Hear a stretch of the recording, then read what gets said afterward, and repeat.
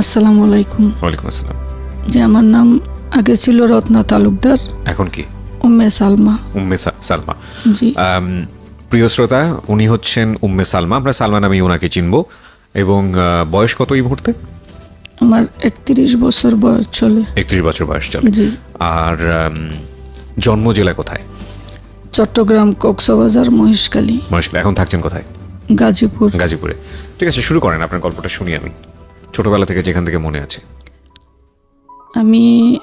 আমার যতটুকু মনে আছে, আমি জন্মের পরে মা দেখি নেই, কিন্তু হিন্দুরা আমাকে বেশি অবহেলা করতো, মুসলিমরাই আমাকে খুব ভালোবাসতো, আর আমি দুধও খাইছি মুসলিমের। ঘটনাটা কি ছিল আমাকে এটা বলেন। আপনি হিন্দুরা মুসলিমরা এভাবে বলেন না, কারণ আমার জন্মের পরে মা মরার পরে সবাই আমাকে অলক্ষী বলতো। আচ্ছা। বলতো আমিও নাকি আমার মারে খাইছি,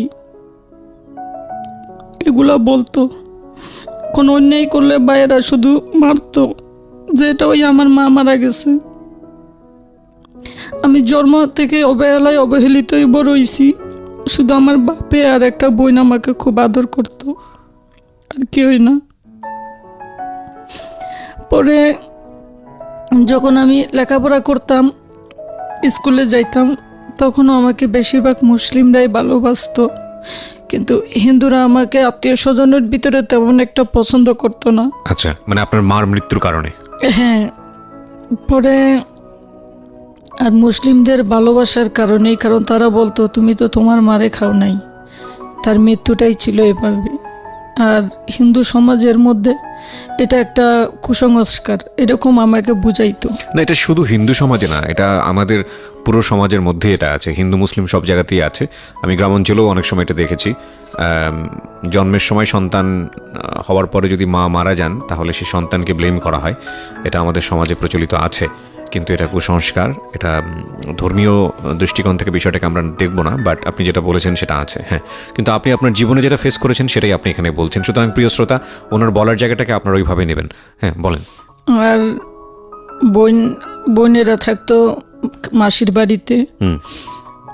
মা মরার পরে এক একজন এক এক জায়গায় থাকতো। ঘরে আমার ভাইয়ের বউ ছিল। তো এগুলো কি আপনার নিজের মেমোরি থেকে, নিজের স্মৃতি থেকে বলতেছেন নাকি? হ্যাঁ। আচ্ছা, তো তখন আপনার বয়স কত? তখন আমি ছোট ছিলাম, গত 4-5 বছর, যখন আমার এগুলো মনে থাকে। আমাদের ঘরে ধান চাউলের অভাব ছিল না, কিন্তু আমি বাতে কষ্ট করছি ছোট থেকেই। খাওয়া দাওয়াই। বাবা কি করতো আপনার? বাবা আমার গাছের ব্যবসা করতো, থাকতো না সব সময়। আচ্ছা। তো যার কারণে বাতে কষ্ট করছি আমি বাপের বাড়িতে। বহুত কষ্ট। আমার ভাইও মারতো, ভাইয়ের বউও মারতো। আমার কোনো মানুষ মাত্রই তো ভুল হয়তো, ওই সময় ওটা বুঝতাম না, এখন তো বড়, এখন বুঝি। সে ভুলগুলো আমার কখনো বাপের বাড়ি থেকে ভাইয়ের বউ মাপ করতো না। যে আমি একটা কাজ করতে গেলাম বা একটা ভুল হইলো, আমার মায়ের খাওয়াই লাগতো, তখন আমি খুব ভয়ে ভয়ে আতঙ্কে থাকতাম। আচ্ছা। পরে যখন আমি বড় হই, আমার হাই স্কুলে লেখাপড়া করি, এই কষ্ট নিয়েই ছোটো থেকে আমি বড় হয়েছি।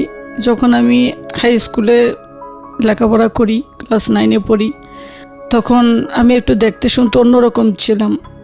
সবাই শুধু বিরক্ত করতো আমাকে। পরে আমার এই মৌলভী স্যারের মেয়ে ছিল আমার বান্ধবী, ও শুধু আমাকে ইসলাম সম্বন্ধে বুঝাইতো। কোন ক্লাসে থাকা অবস্থা এটা? ক্লাস 9-এ থাকা অবস্থা। ওকে। ও শুধু আমাকে ইসলাম সম্বন্ধে বুঝাইতো, আর শুধু বলতো কলমা শিখ, বা প্রথম কলমা, দ্বিতীয় কলমা, এগুলো আমারও বলতো। আমারও ভালো লাগতো শুনতে। আমি অনেক সময় আমাদের হাই স্কুলের মধ্যে একটাই সিস্টেম, যখন এই ধর্মঘণ্টা হয়, তখন হিন্দু ধর্ম আলাদা এক জায়গায়, ইসলাম ধর্ম আলাদা এক জায়গায়। তো আমি বেশিরভাগ ওই ইসলাম ধর্ম ক্লাসে চলে যাইতাম। আমার ভালো লাগতো, ওখানে গজল বলতো বা আরবিগুলো কেমন জানি শুনতো, আমার ভালো লাগতো। পরে আমি ওখানে যাইতাম। এজন্য অনেকবার স্কুলে মাইরও খাইছি। আর আমার কথাবার্তায় বা চলে কীভাবে জানি আমার বাপ ভাই সবাই বুঝতে পারছে যে আমি ইসলাম ধর্মের প্রতি আমার একটা, মানে আমি আকৃষ্ট হয়ে গেছি। তখন আমাকে আমার ভাই বোন, বাবা জীবনও মারে নাই, বাবা আমাকে অনেক মারছে আমাকে। তখন আমি আমার বাপের সাথে জিদ করছিলাম যে আমি যদি তোর মেয়ে হয়ে থাকি, তাহলে আমি 1 সপ্তাহের মধ্যে মুসলিম হয়ে আমি তোরে দেখাবো। এ কথা বলছি আমি আমার বাবারে। আমি টিকে 1 সপ্তাহ পরে আমি আমার বাপের বাড়ি থেকে পলাইয়া চলে গেছি। চলে আমাকে ক্লাস 9 এ পড়েন তখন আপনি? হ্যাঁ, তো আমাকে একটা বোরকা দিছে, আমার নাম বলা যাবে না, আমাদের এক হুজুরে একটা বোরকা দিছে, হাত মৌজা দিছে, পা মৌজা দিছে, মুখ বাঁধতে জানি না আমি, মুখটাও বাঁধতে দিছে ওনারা, বলছে তুমি গাড়িতে উঠলে কুলে ফেলাইও। পরে আমি ওখান থেকে উনি 800 টাকাও দিছে আমাকে। আমি বলছি স্যার আমি এখানে থাকলে আমাকে মারবো, আমি আরও মাইর খাবো। পরে উনি আমাকে টাকা দেয়। পরে আমি পলাইয়া চট্টগ্রাম জামে আহমদিয়া সুন্নি আলিয়া মাদ্রাসায় আসি 2002 সালে। এই মাদ্রাসার খোঁজ পান কিভাবে আপনি? আমাকে বলছে একজনে। কি বলছে আপনাকে? উনি বলছে তুমি যদি কোনো মাদ্রাসায় যাও তাহলে তুমি মুসলিম হইতে পারবা। আচ্ছা, তো এই মাদ্রাসার খোঁজ উনি দিয়েছিল আপনাকে? উনি দিয়েছে। আর এই হুজুরের খোঁজটা আপনি পেলেন কিভাবে?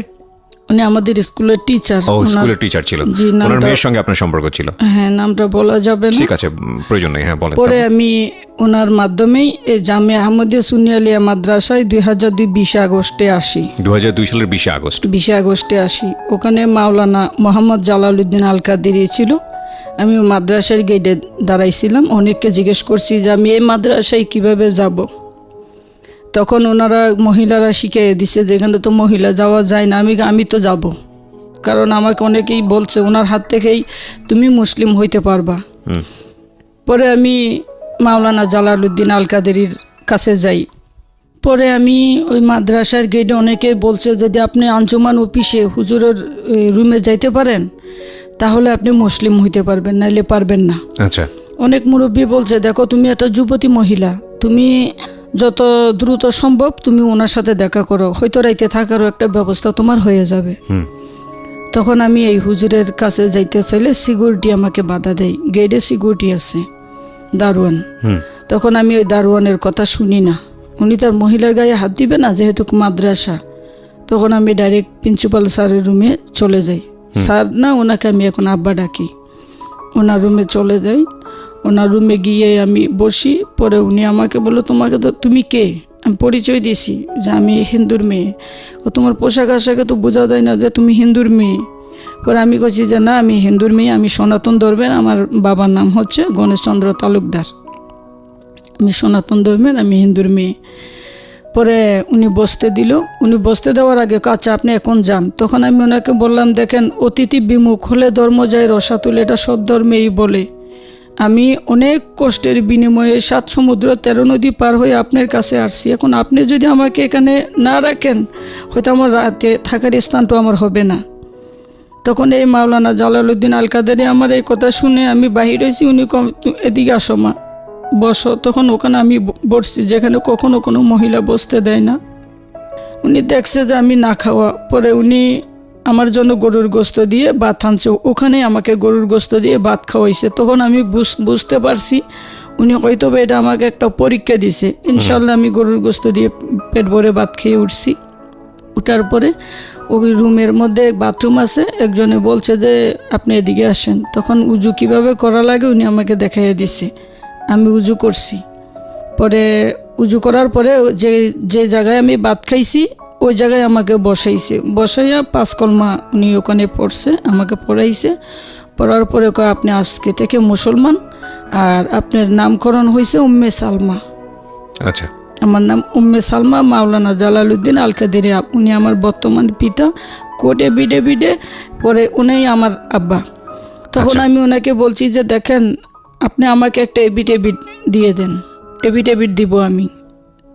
পরে এভিডেভিট দিতে বলছি ওনাকে। তখন উনি আমার দিকে চেয়ে রইছে যে এভিডেভিট কেন? আমি এভিডেভিটটা যদি আপনি আমাকে দেন, আমি তো মোটামুটি লেখাপড়া যতটুকুই করছি, এভিডেভিটটা দিলে আপনার জন্য নিরাপদ, আমার জন্য নিরাপদ। কারণ আমার বয়স কম, আমার মা তো নাই, বাবা বলবে, আমার ভাইয়েরা বলবে আপনারা আমাকে জোর করছেন। আর যেহেতু আমার কারোর সাথে কোনো সম্পর্কও নাই। তখন মাওলানা আরও হুজুর আসলে মেয়েটা ভালো কথা বলছে। তখন 2002 21 আগস্ট চট্টগ্রাম জামে আহমদিয়া সুন্নি আলিয়া মাদ্রাসায় চট্টগ্রাম কোর্টে আমি এভিডেভিট দিই 2002 21 আগস্ট। পরে ওখানে লোক আমাকে বিয়ের প্রস্তাব দিছে, আমি না করছি। কারণ আমি না করছি এজন্য আমি চিনি না, জানি না, বা আমার ভালো লাগছে, আমি ইসলাম ধর্ম গ্রহণ করছি, এখানে আমাকে বিয়ে বসতে হবে এমন কোনো কথা নাই। আচ্ছা, কিন্তু আপনি কি একটা জিনিস থাকে না যে ধর্মান্তরিত হলেন, ঠিক আছে, কিন্তু আবার তো বাবার কাছে ফিরে যেতে হবে। ক্লাস 9-এ পড়েন আপনি, কি খাবেন, কই থাকবেন, কি করবেন, এসব চিন্তা ভাবনা আপনার মাথার মধ্যে কাজ করছিল সেই সময়টাতে, নাকি একেবারেই চিন্তা ছিল না? ওটা আমার ভিতরে ছিল না, কারণ আমার শুধু তখন একটাই, কেমন জানি আমি জানি না, আমার মাথার মধ্যে একটাই শুধু তখন কাজ করছে যে আমি মুসলিম বা এই পরিচয়টা আমি কখন দিব, এটাই বাস্তব। আচ্ছা, আমি মুসলিম, আমি এই পরিচয়টা কখন দিব। আসলে যারা মুসলিম, আল্লাহ আপনাকে হেদায়েত করেছেন, এবং আপনি যে বয়সের গল্প বলছেন, এটা আমি যেহেতু ইসলাম ধর্ম বিশ্বাসী, আমি একজন মুসলিম, সুতরাং সেই জায়গা থেকে আমি আমার জায়গা থেকে যেভাবে ব্যাখ্যা করব যে এটা অনেক বড় সৌভাগ্যের বিষয়। হ্যাঁ, নিঃসন্দেহে। জি বলেন। যারা বিয়ে ছাড়া বা কারোর সাথে সম্পর্ক ছাড়া মুসলিম হতে চায়, আসলে তাদের ভিতরে আল্লাহ এমন একটা মানে মাথার মধ্যে এমন একটা দেয় যে সে আসলে তখন যতক্ষণ না পর্যন্ত সে মুসলিম হবে ততক্ষণ পর্যন্ত তার মাথার মধ্যে কেমন যেন একটা ট্রমা হিসেবে কাজ করে। মানে আপনি নিজে এটা অনুভব করেছেন? যে আমি এটা নিজেই অনুভব করছি, কারণ আমি যখন মুসলিম হয়েছি আমাকে কেউ জোর করে নেই বা আমাকে কেউ বলেও নেই, কেমন জানি আমার মনেই চাইছে যে আমি মুসলিম হই। এবং এরপরে কি হবে না এসব কোনো চিন্তা নেই। না, ওই চিন্তাটা বলছিলাম যে আল্লাহ আপনাকে, এটা একটা বিশেষ শক্তি আমি মনে করি, আপনাকে আল্লাহ হয়তো সেই জিনিসটা দিয়েছিলেন। হ্যাঁ বলেন। তারপর পরে ওই দিন এক সপ্তাহ মতো আমি ওই মাওলানা জালালউদ্দিন আল কাদেরির বাড়িতে ছিলাম। টাকা খাওয়া, আমাকে কিছু কাপড় চোপড় দিছে, আর 20,000 লোক আমার জন্য দোয়া করছে। জামিয়া আহমদিয়া সুনিয়ালিয়া, জি ওই মাদ্রাসার। তখন মাওলানা জালালউদ্দিনের কাছে মানে আব্বা হুজুরের কাছে আমার একটা বিয়ের প্রস্তাব গেছে, যে মেয়েটাকে আমি বিয়ে করব, উনি একজন হুজুর, সোনালী ব্যাংকে চাকরি করে। তো ইন দ্য মিন টাইম কোনো ধরনের খোঁজ খবর হয়নি আপনার বাড়ি থেকে? কোথায় গেল, কি করলো? হ্যাঁ হয়েছে, এটা পরে হয়েছে। আচ্ছা, মানে বিয়ে শাদীর প্রস্তাব আগে এসছে? হ্যাঁ আগে আসছে। তারপর কিন্তু আপনার যিনি আব্বা হুজুর, তিনিও কি বাড়িতে যোগাযোগ করেননি আপনার? না, উনিও যোগাযোগ করেননি? আচ্ছা ঠিক আছে। তারপর পরে এই যখন বিয়ের প্রস্তাবটা আসছে, ওটা আমি প্রত্যাখ্যান করছি যে আমি বিয়ে করার জন্য আমি ইসলাম ধর্ম গ্রহণ করিনি। তারপর আঞ্জুমান অফিস থেকে আমাকে কিছু টাকা পয়সা দিতে চাইছে, আমি সেটাও প্রত্যাখ্যান করছি, কারণ আমি মুসলিম হব বা আমাকে কেউ টাকা পয়সা দিবে, আমি এই লোভে ইসলাম ধর্ম গ্রহণ করিনি। আমি অনুদান আমার লাগবে না, কারণ আমি এই সময় ইয়ং, আর টাকা পয়সাগুলো দিয়ে আমি কি করব, অতটুকু আমার ছিল না। আচ্ছা।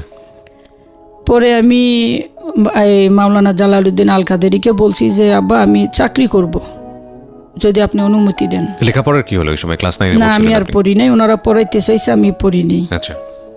তখন আমি বলছি আমি চাকরি করব। তুমি তো লেখাপড়া বেশি করো না, তুমি কি চাকরি করবা?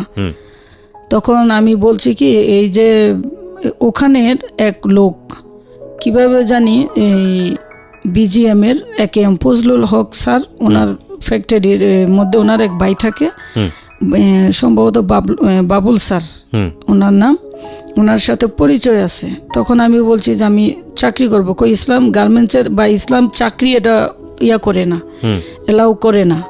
তখনও আমি বলছি যে না, আমি নিজের পায়ে নিজে দাঁড়াইতে চাই। তখন ওনাদেরকে আমি অনেক বোঝানোর পরে ওই মাদ্রাসার এক হুজুরের মাধ্যমে ওই ফ্যাক্টরির মালিকের ভাইয়ের কাছে আমি আসি। আচ্ছা। আসার পরে ওনাকে আমি বলছি যে স্যার আমি চাকরি করব, যদি আপনি আমাকে চাকরি দেন। তখন ওনারা আমাকে ওখানে চাকরি দিছে, এই 15 দিন মতো হেড অফিসে আমাকে ট্রেনিং দিছে যে ভালো একটা পদ দেওয়া যায় কিনা। আচ্ছা। তখন আমি ওনাদের ওখানে সুইং সুপারভাইজার হিসেবে ওখানে আমাকে ওরা গার্মেন্টসে চাকরি দেয় ওই বয়সে। হ্যাঁ, আমি বুঝতাম না তখন। আচ্ছা। প্রিয় শ্রোতা, আপনারা শুনছেন প্রাণ মিস্টার ম্যাঙ্গো ক্যান্ডি প্রেজেন্স জীবন গল্প। জীবন গল্পের অতিথির গল্পে আবারও ফিরবো, তার আগে আপনাদেরকে মনে করিয়ে দিচ্ছি, সিচুয়েশন যখন খুব কড়া, মন বসে না কোনো কাজে, তখন মন ঠিক করতে মুখ দিতে পারেন কাঁচা আমের স্বাদে Pran mister mango candy, good mood guaranteed.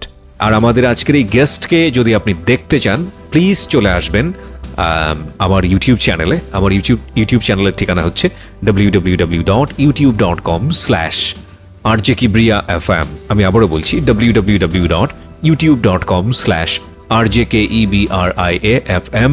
চ্যানেলটি আছে কিবরিয়া আরজে নামে। Please like this channel. আমরা ফিরে যাচ্ছি আমাদের অতিথির গল্পে।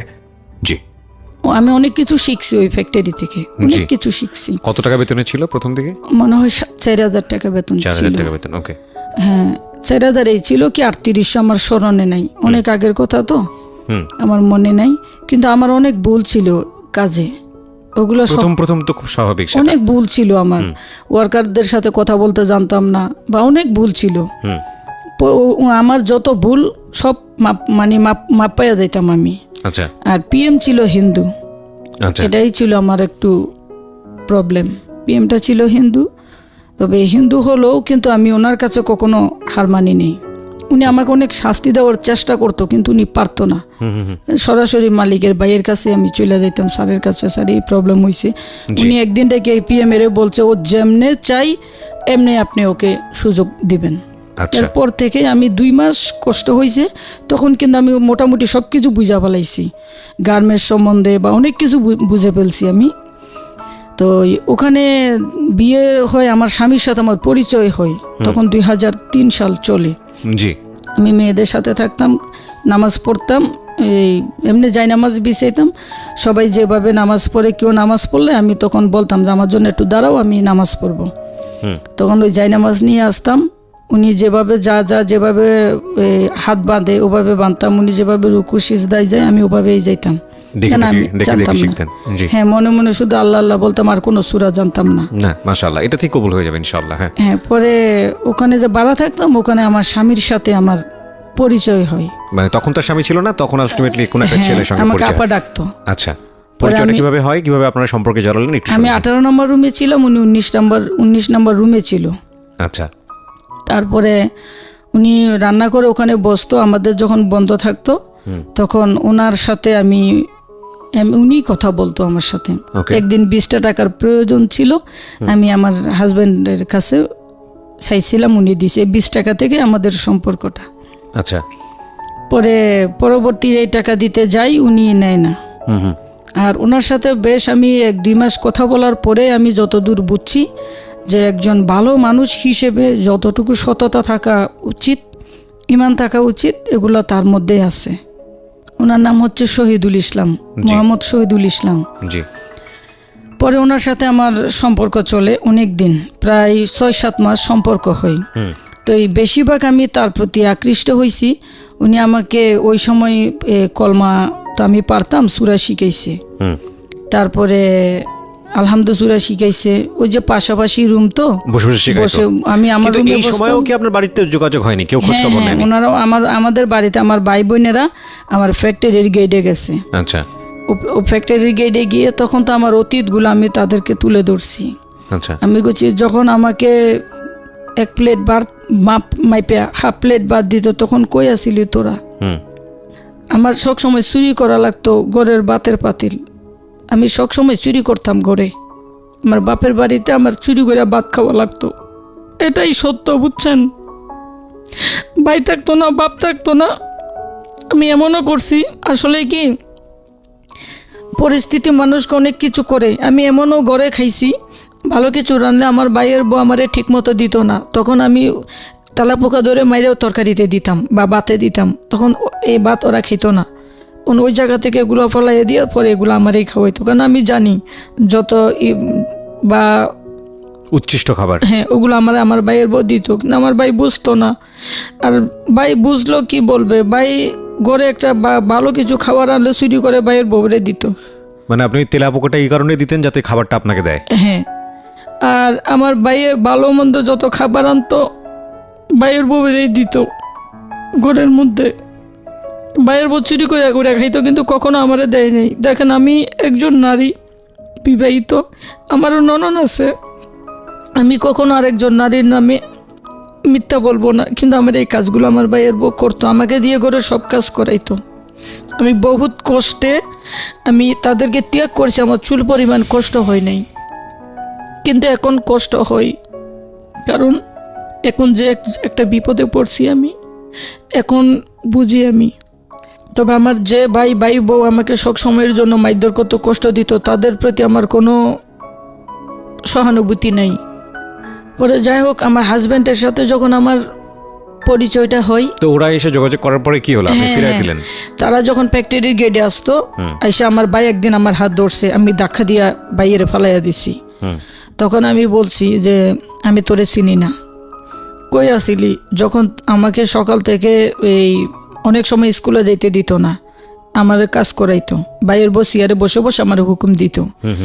আমি ছোট মানুষ, আমাকে এমনও হয়েছে যে কল চাপতে পারি না আমি, যে চাপ কলটা আমি চাপতে পারি না, কারণ আমার বয়স যে কল শক্ত ছিল।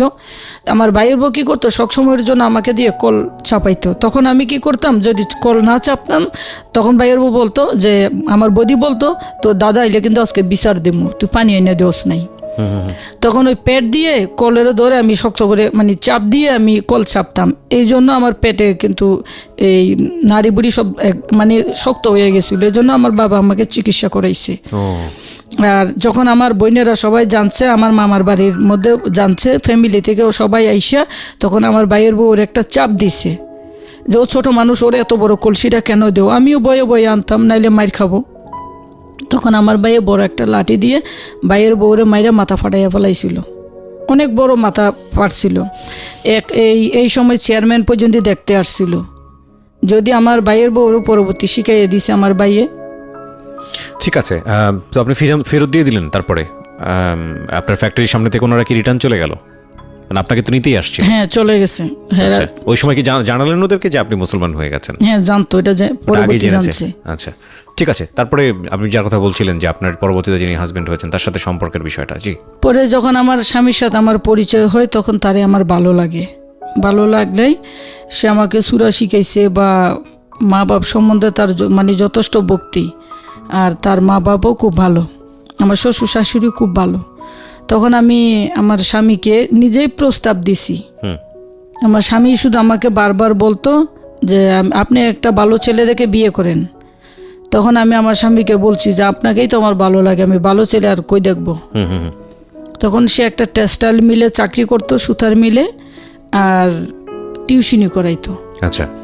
তো আমার স্বামী বলছে, ঠিক আছে, আপনি যদি বিয়ে বসেন বা বিয়ে করতে চান, আমাকে যদি আপনার ভালো লাগে আমি আপনাকে বিয়ে করব। তখন আপনি করে কথা বলতাম আমরা। আচ্ছা। তখন আমি আমার হাজব্যান্ডকে নিয়ে চট্টগ্রাম ওই যে জামিয়া আহমদিয়া সুনিয়ালিয়া মাদ্রাসায় যাই শুক্রবারে। ওখানে গিয়ে মাওলানা জালালউদ্দিন আল কাদেরী সাহেব, বর্তমান যে উনি আমার পিতা, ওনাকে আমি বলি। বলার পরে উনি বলছে, ঠিক আছে, যদি তোমরা দুজনকে ভালোবাসো তাহলে তোমরা একটা শুভ দিন থেকে বিয়ে করে ফেলো। আর আমার বিয়েটা তখন মাদ্রাসা থেকে দেওয়া হয় নাই। আচ্ছা। তখন আমি বদারাট কাজী অফিসে আমার স্বামী তার মানে পরিচিত সবাইকে নিয়ে ওখানে গিয়ে আমি বিয়ে করি। আচ্ছা। বিয়ে করার পরে আমি কাবিননামা কি বুঝতাম না। কাবিন যদিও কম দিছি, বুঝতাম না আমি কাবিননামা, এখন বুঝি। পরে বদারাট কাজী অফিসে বিয়ে হয়। তখন সুন্নিয়া মাদ্রাসায় আমরা দুইজন যাই, হুজুরদেরকে জানাইতাম। তখন আমার স্বামীকে তারা আঞ্জুমান অফিস থেকে এককালীন কিছু টাকা পয়সা দিতে চাইছে। তখন আমি না করছি। আমি তুমি যদি টাকা পয়সা নাও, আমি তোমার ঘর করব না। আমার স্বামীও বলছে যে আমার টাকা পয়সা লাগবে না। টাকা পয়সা কেন নেননি আপনারা? আপনাদেরকে তো সাহায্য করতে চাইছে। আমি আসলে টাকা পয়সাগুলো দিয়ে কি হবে, অতটুকু জ্ঞানটা তখন ছিল না। তখন এটাই আসছিল যে আমরা দুজনেই তো চাকরি করি, যেভাবেই হোক দাঁড়িয়ে যাব, মানুষের সাহায্য কেন নিতে হবে। হ্যাঁ, তখন এটা একটা লজ্জা লাগে বা শরম পাইতাম। কেউ যদি টাকা হাততো তখন মানে শরম পাইতাম আমি, এটা ছোট থেকেই লজ্জা লাগতো। তো তারা টাকা পয়সাগুলোর জন্য দিতে চাইছে। আমাদের নতুন বিয়ে হয়েছে বা আমাদের ঘরে তো কিচ্ছু নাই, নতুন সংসার, অনেক কিছুর প্রয়োজন, এজন্যই তারা দিতে চাইছে। তবে একজন লোকে দিছে এগুলা, ওখানের স্থানীয় দুইজনে মিলে, ফার্নিচারের ছিল, মিলা ছিল, তারা দুইজনে মিলে আমাদেরকে একটা খাট, একটা আলনা, তারপরে আরো না একটা খাট আর একটা আলনা দিছিল, লেপ তোষক দিছিল। এতটুকুই আমি ওনাদের কাছে পাইছি। আচ্ছা। তারপরে আমাদের বিয়ের 15 দিন পর্যন্ত আমরা দুজন আলাদা ছিলাম, একসাথে ছিলাম না। আমি বলছি তোমার সাথে তোমাকে ভালো লাগছে, আমি বিয়ে করছি, কিন্তু তোমার গার্জিয়ান নিয়ে আসো। যেহেতু আমি গার্জিয়ান ছাড়া বিয়ে বইছি। তখন আমার শ্বশুর আসে, আইসা আমাকে দেখে পছন্দ করছে, আমাকে টাকাও দিছে আমার শ্বশুর, এই সময় 500 টাকা। তো মাইনে নিছে আমার শ্বশুর। পরে বলে যে বউ নিয়ে তুমি দেশে যাইও। তখন আমার হাজব্যান্ড আমাকে নিয়ে দেশের বাড়িতে যাই। আচ্ছা। গেলে আমাকে ওখানে ওরা হিন্দুদেরকে মালাউন বলে, শ্বশুর মানে ওই দেশেই মালাউন বলে। তো মালাউন কারে বলে এটা কিন্তু আমি বুঝি না। তারপরে আমি দেখতাম কি আমার বাসুরের বউ আমাকে মালাউন বলে মানে সব সময়ের জন্য বকা দিত। আমি বুঝতাম না, বকা দিত মানে আমার শাশুড়িরে বলতো যে একটা মালাউন আনছে, কোনো কাজ জানে না। এরকম করে বকা দিত, এরকম করে কথা বলতো। তখন আমার স্বামী এই কথাটা বাহিরেতে শুনলে সে ভিতরে যাই, ভিতরে গিয়ে আমার শাশুড়িরে বলে যে মা, ওটাও তোমার ছেলে, আমিও তোমার ছেলে, আমার ভালো লাগছে, আমি তার বিয়ে করছি। তোমার বড় ছেলের বউ যেগুলা কই, এগুলো যদি ও বুঝে তাইলে কি হইব? এটা আমার স্বামী আমার শাশুড়িকে তখন বলে। পর্যন্ত আপনি এই ডাক্তার মানে বোঝেন না? না, আমি বুঝতাম না। আচ্ছা। যখন আমার স্বামী এ কথা বলছে না, তখন আমি টনক নটে গেছে। তখন আমি শুনতেছি, খানটা খাড়া করে শুনতেছি। তখন আমার স্বামী আমার রুমে যখন আসছে, তখন আমি বলছি যে দাঁড়াও, কি বলছে? মালাউন কারে বলো, তুমি এখন আমারে বলবো। একটা জিনিস খেয়াল রাখবেন প্রিয় শ্রোতা, আমাদের কি বলা যেতে পারে, একেবারে সমাজ চরিত্র যেটাকে বলে, প্রান্তিক পর্যায়ের মানুষ যারা আছেন তাদের ভেতরের জীবনযাপনের যে প্রক্রিয়া, এই যে এই শব্দ বলে ডাকা বা কাউকে তুচ্ছতাচ্ছিল্য করা, এগুলোর আসলে দায় ধর্ম নেয় না। কারণ সকল ধর্মই বলে মানুষকে ভালোবাসতে, মানুষকে শ্রদ্ধা করতে, মানুষকে শ্রদ্ধা করে পুণ্য কামাতে, সকল ধর্মই বলে এই কথাটা। কিন্তু আমাদের এই যে জাতিগত বিভেদ বা ধর্মীয়গত বিভেদ বা সাম্প্রদায়িক মনোভাব, এগুলোর একটা খুব শক্তিশালী চরিত্র কিন্তু আমাদের জীবনযাপনের মধ্যেই আছে। আমরা যখন কোনো ব্যক্তিগত আক্রোশের মধ্যে চলে যাই, তখন এই চরিত্রগুলো ফুটে ওঠে। আমরা যাকে ইচ্ছা বকা দিচ্ছি, যেভাবে ইচ্ছা বকা দিচ্ছি, আমাদের রাগ প্রশমন হচ্ছি, কিন্তু এটা মনে রাখছি না যে যেই জিনিসটা আমি দিয়ে দিচ্ছি কাউকে, ওই জিনিসটা আমার কাছ থেকে আমাকে রিল্যাক্স করলেও আমি কিন্তু কাউকে আমাকে পরবর্তীতে আক্রমণ করার জন্য এরকম একটা কোনো জিনিস তার কাছে জমা দিলাম। মানে বিষয়টা এরকম, ধরেন আপনি কাউকে বকা দিচ্ছেন বা যে কোনো কিছু বলে হিট করছেন, আপনার ভালো লাগছে, এতে আপনার একটু রাগটা প্রশমন হচ্ছে, কিন্তু আপনি কিন্তু তার পরক্ষণে চিন্তাগ্রস্ত, কিংবা আপনাকে অবশ্যই টেনশনে থাকতে হবে এই কারণে যে এই রাগটা কিন্তু আমি ট্রান্সফার করে আরেকজনের কাছে দিলাম, এবং সেটা কোন দিকে রূপ নিবে আপনি কিন্তু জানেন না। এটা কিন্তু নিজের কাছে রাগ গোপন রাখার চাইতেও ভয়াবহ অবস্থা। সুতরাং এই জন্যই দেখবেন যে ওয়াইজম্যানরা এই কথাটা বলে যে আপনি রেগে গেলেন তো আপনি হেরে গেলেন। অনেক সময় গাড়ির পেছনে সুন্দর করে লেখা থাকে। কারণটা হচ্ছে, রাগ যতক্ষণ আপনার কাছে আছে, কষ্ট যতক্ষণ আপনার কাছে আছে, বা কারোর প্রতি ক্ষোভ যতক্ষণ আপনার কাছে আছে, সেটা নিয়ন্ত্রণ আপনার কাছে আছে। কিন্তু আপনি যখন প্রকাশ করে ফেললেন, আপনি যখন কাউকে হিট করে ফেললেন, আপনি যখন কাউকে বকা দিয়ে ফেললেন, আপনি তো ভুলে যাবেন, আপনার রিল্যাক্স হয়ে যাবেন, কারণ আপনার রাগ ততক্ষণের শেষ। কিন্তু আপনার ভেতরের এই যে মানে ভয়ঙ্কর রকমের খারাপ কাজটা, এটা আপনি যার সাথে করলেন তার কাছে এটা জমা দিলেন, এবং এটা পরবর্তীতে কিভাবে আপনার কাছে ফিরে আসবে আপনি এটা জানেন না।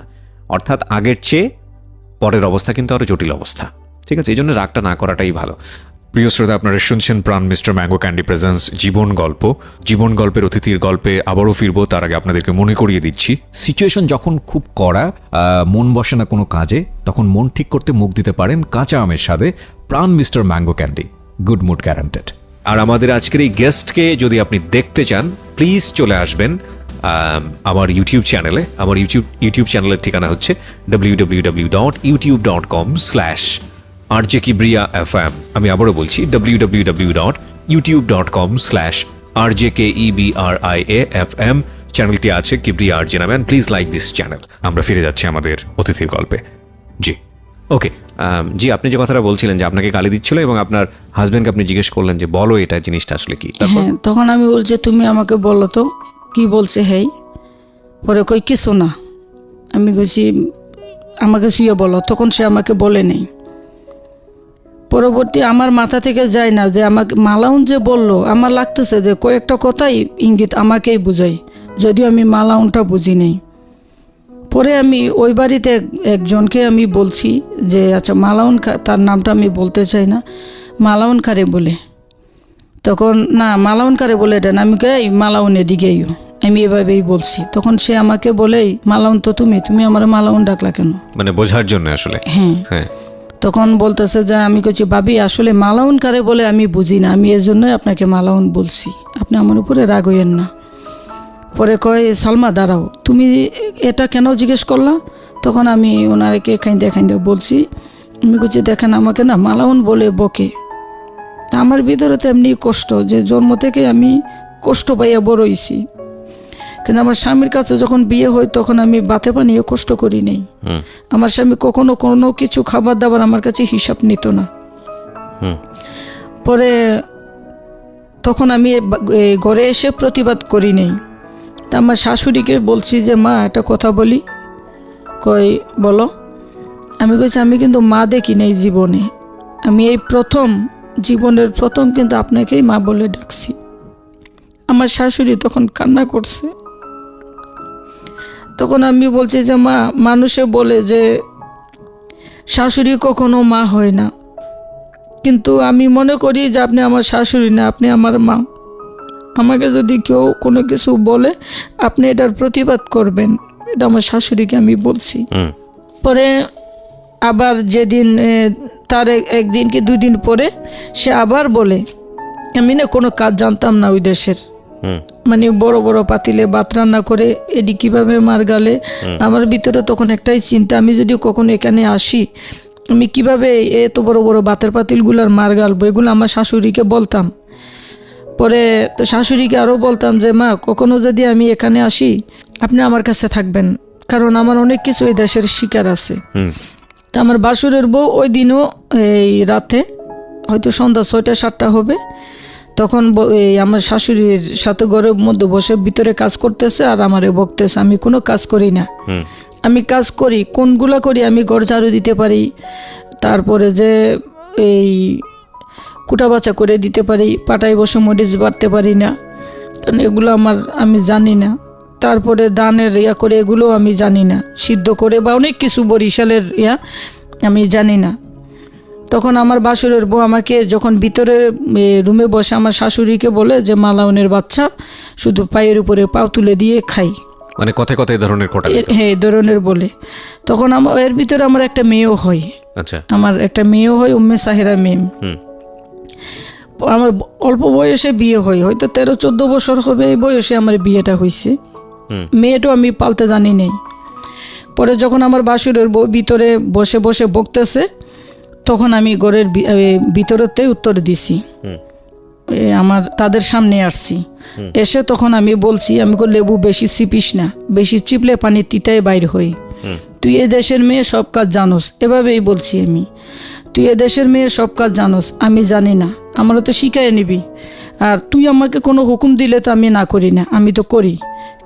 পুষ্করণীতে আমি নামতেও পারি না, খেজুর গাছের গাটলা আমি পারি না নামতে, খেজুর গাছের ঘাটলা, তাহলে আমি ওখানে কি কাজটা করব? তারপরে মুরগি আনলে আমি খেটে দিই, মাছ আনলে আমি খেটে দিই, কারণ এগুলো আমার স্বামী আমাকে শিখাইছে, আমার রান্নাবান্নাও আমার স্বামী আমারে শিখাইছে।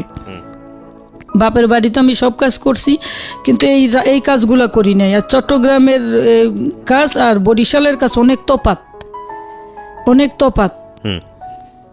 পরে তখন আমার হাজব্যান্ড, আমার বাসুরের বউর সাথে আমার একটা হাতাহাতি হবে এরকম বাপ হওয়ার পরে তখন আমার স্বামী আসার পরে আমিও মারতে গেছিলাম আমার বাসুরের বউরে, সেও আমাকে মারতে আসছে। কারণ আমার ভিতরে একটাই দুঃখ আসছে যে আমি আর কত অত্যাচারিত হব, এবার আমি প্রতিবাদ করব। পরে আমার স্বামী আসে, এটা পরিস্থিতি নিয়ন্ত্রণে আসে। তখন আমার স্বামীকে বলি যে আমি চলে যাব, আমি এখানে আর থাকবো না, আমি যখনই আসি আমি আসব, তোমার ভাইয়ের বউ যখন ঢাকা থাকবে তখন আমি আসব, আর আমি যখন আসব তখন জানি হ্যাঁ না আসে, এ কথা আমি আমার স্বামীকে বলছি। এখন মাঝখানে আমার শাশুড়ি পড়ে গেছে বিপদে, বড় ছেলের বউ, তার বাপের বাড়ি ওই জায়গায়, আর আমার তো বাপের বাড়ি নেই। আমার বাসুর এসে আমার স্বামীকে মারে, সেজ দেওয়ারও মারে আমার হাজব্যান্ডকে, এখনও আমার স্বামীকে তারা দেখতে পারে না। পরে আমার সেজ দেওয়ার আমাকেও মারছে। তো তখন তখন আমার স্বামী আমার শাশুড়িকে বলে যে মা, তুমি যদি ঠিক থাকতা তাহলে আজকে এই পরিস্থিতিটা হইতো না, বউ মারামারিটা হইতো না। আজকে তুমি বড় বউরে প্রশ্রয় দিছো বিদায় আজকে এই সমস্যাটা হয়েছে। ঠিক আছে মা, তোমার মেজো ছেলে মরে গেছে এটাই মনে রাখবো, আমি চলে গেলাম। এই বলে আমার স্বামী আমাকে, তখন বাড়ির আরও লোকজন এসে তারা এটা মীমাংসা করে দেওয়ার চেষ্টা করছে, কিন্তু আমি মীমাংসায় আসি নাই। আমার একটু কষ্ট লাগছে, অনেক কষ্ট লাগছে ওই সময় আমার, কারণ আমার জায়গায় হয়তো বা অন্য কেউ যদি হয়তো এরকম কষ্টই লাগতো। পরে চলে আসি না, ওই রাত ওখানে থাকি, আমাকে খাইতে বলে আমি খাই না, কারণ আমার তখন কষ্ট লাগছে। আমার শাশুড়ি বড় বউকে এত ভালোবাসে, কেন আমাকে ভালোবাসে না? আর আমি সবসময়ের জন্য আমার ননদ শাশুড়ি তাদেরকে সব কিছুই আমি দিতাম, আমার বাসুরের বউ দিত না, কারণ তার মা ছিল তো তার দিলে আগে মাকে দেওয়া লাগতো, তারপরে আমার শাশুড়িকে দিলে দিত, না দিলে নাই। কিন্তু আমার তো দেওয়ার মতো কেউ ছিল না, যার কারণে আমি আমার শাশুড়ি ননদ তাদেরকে দিতাম, তারাও ননদেরাও আমাকে অনেক ভালো পায়। পরের দিন আমরা চলে আসি, আশেপাশের সবাইকে বলে যার জীবনে আসবো না, তখন আমাকে তারাও বাধা দেনে। আমার বাসুরের বউ ওখানেই বলে যে যা আর আইবিন এখানে। তখন আমার স্বামী বলে বাড়ি কি তোর, ও যাইব না। পরে আমি আমার খুব খুব কষ্ট নিয়ে আমি বাড়িটা থেকে বাইরে হয়েছিলাম, কারণ একটাই চিন্তা ছিল যে বাপের বাড়ি তো নাই, শ্বশুর বাড়িতেও যদি না আসি তাহলে ঈদ বলেন কোরবান বলেন আমরা কই যাব। তখন চলে আসি। তখন আমার শাশুড়িও বলছে আমাকে মুখ খুলে একটা কথা, তুমি এখানে আর আইসো না। এটা আমার শাশুড়ি মুখ ফসকে বলে ফেলছে। তখন আমার আরও কষ্ট লাগে। তখন আমি উঠানের মধ্যে দাঁড়াই আমি একটা কথাই বলছি, চলে যাচ্ছি, বাড়ির বউ আমি, যদি কখনোই আপনার এই বাড়ির উপরে আল্লাহর তরফ থেকে যদি কোনো গজব পড়ে তখন আমি আসব। তা আসমান জমিন যদি সত্য হয়, চন্দ্র সূর্য যদি আল্লাহর সৃষ্টি হয়, 18,000 মাখলুকাত যদি আল্লাহর সৃষ্টি হয়, তা আমি যে কষ্টটা অন্তরের ভিতরে পাইছি আমি আল্লাহর কাছে তার আমি যদিও মাপ করি, আল্লাহ জানি মাপ না করে। এই বলে আমি কাঁদতে কাঁদতে চলে আসি। আমার স্বামী তার আগে বাইরে হয়ে গেছে আমার বাচ্চাটা নিয়ে। পরে আমি এই কথাটা বলে আসি, তখন আমার শাশুড়ি কেঁদে দিচ্ছে। তখন আমরা ঢাকা থাকতাম, গাজীপুর 33 নং ওয়ার্ডে, জাতীয় বিশ্ববিদ্যালয়ের সাথে আমার বাসা, সাইনবোর্ডে লেখা, হাজী আবু সাইদ সুপার মার্কেটের পিছনে আমার বাসা। তখন আমি আমার স্বামীকে নিয়ে আমরা চলে আসি বরিশাল হোটেলে, আমরা ভাত খাই, আমরা লঞ্চে করে ঢাকা আসি। আসার পরে 1.5 মাস পরে রমজান, আমরা জানি কী জন্য গেছিলাম বাড়িতে, 1.5 মাস পরে রমজান। তখন 7 রমজানেই কোনো বাতাস নাই, তুফান নাই, কোনো কিছু নাই, বাড়ির পিছনের একটা গাছ ভেঙে ঘরের উপরে পড়লেই আমার শাশুড়ি আমার স্বামীর কাছে রাতের 4টা বাজে ফোন দেয়, 3টা বাজে ফোন দেয়, সেহেরি খাইতে যখন উঠে না তখন ফোন দিছে যে এই ঘটনা। তখন আমি আমার স্বামীর ফোনটা নিয়ে আমার শাশুড়িকে বলছি যে মা, এখন কি আমি আসতে পারবো? ঘর তো এটা ভাঙছে, আমারও তো প্রতিজ্ঞা ছিল এটা যে এই ঘরেও আমাকে কষ্ট দিছে, তো এখন কি আমি বাড়িতে আসতে পারবো? তুমি আইসো, তোমারও তো আমি রাগ করে বলছি। তখন আমি ঈদে বাড়িতে গেছিলাম। এরপর থেকেই বাড়িতে আমাদের যাওয়া হয় না বললেই চলে। আমার শ্বশুরে আমার হাজব্যান্ডকে একটা জায়গা দিছে, বাড়ি করতো 5 কাঠা, সেই জায়গাটার উপরে হামলা করে আমার বাসুর আর আমার সেজ দেবর। ওকে, তারা দুজন ওখানে আমাদেরকে বাড়ি করতে দিবে না। আর আমার স্বামীকে যেন আমার বাসুর মারতেও গেছিল। আমার স্বামীটা 5 ওয়াক্ত নামাজ পড়ে, একটু সরল প্রকৃতির লোক, সবাইকে অতি সহজেই বিশ্বাস করে। যখন আমার স্বামীকে এরা মারতে গেছে তখন আমি ছিলাম ঢাকা। তখন আমার বাসুরকে আমি ফোন দিছি, ফোন দিয়ে আমি বলছি আমি জন্ম থেকেই কিন্তু জ্বলতেছি, এখন আর আমি জ্বলবো না, এখন আমিও প্রতিবাদ করতে জানি, প্রতিবাদ আমিও করব। আমার স্বামী সরল সহজ, আর বুকে একটু সমস্যা আছে, ব্যথা। আপনি আমার স্বামীর গায়ে হাত দিয়ে দেখেন তো, আমি তো আমার বাইরে আমি মারবো, আরে তোমার বাইরে তুমি মারবা, সে তো এখন আমার স্বামী, তো তুমি আমার স্বামীকে নরম পাইয়া ভাইয়ের দাবি নিয়ে তুমি মারবা, সে যখন বছরের পর বছর বিছনায় পড়ে থাকবো তখন আমার সংসারটাকে দেখবে। ওকে, তখন আমার বাসুরে বলতেছে যে বাইয়ে ঝগড়া হলে এখানে বউ তুমি আসবা না। তখন আমি বলছি, আমার নন্দেরও বলছে যে আমার মেজো ভাইয়ের বউই ঠিক আছে, আমার মেজো ভাইয়ের সরল পাইয়া শুধু আমার বড় ভাই মারতে যাই, পনির ছোট সেও মারতে যাই। তখন আমার নন্দেরও আমার সাপোর্টে আসছে। আর আমার শাশুড়ি কিন্তু এখন আমাকে অনেক ভালোবাসে, নিজের মেয়ে, আমি ওই বাড়ির বউ পরিচয় দিই না, মেয়ে পরিচয় দিই। তো তখন আমার বাসুর আর মারতে যায় না, আমি গাড়িতে উঠতেছি, আমার বাসুরেরে বলছি হয়তো বাঁচবো হয়তো মারবো, কারণ আমি জন্ম থেকে বহুত মার খাইছি, এখন আর অন্যায় আমি মাইনে নিব না। তখন আর মারামারি হয় না। মাওলানা, বাড়ির মাওলানা ছিল একজন, সে আমাকে ফোন দেয় যে সালমা তোর আশা লাগবে না। তখন আমি আর যাই না।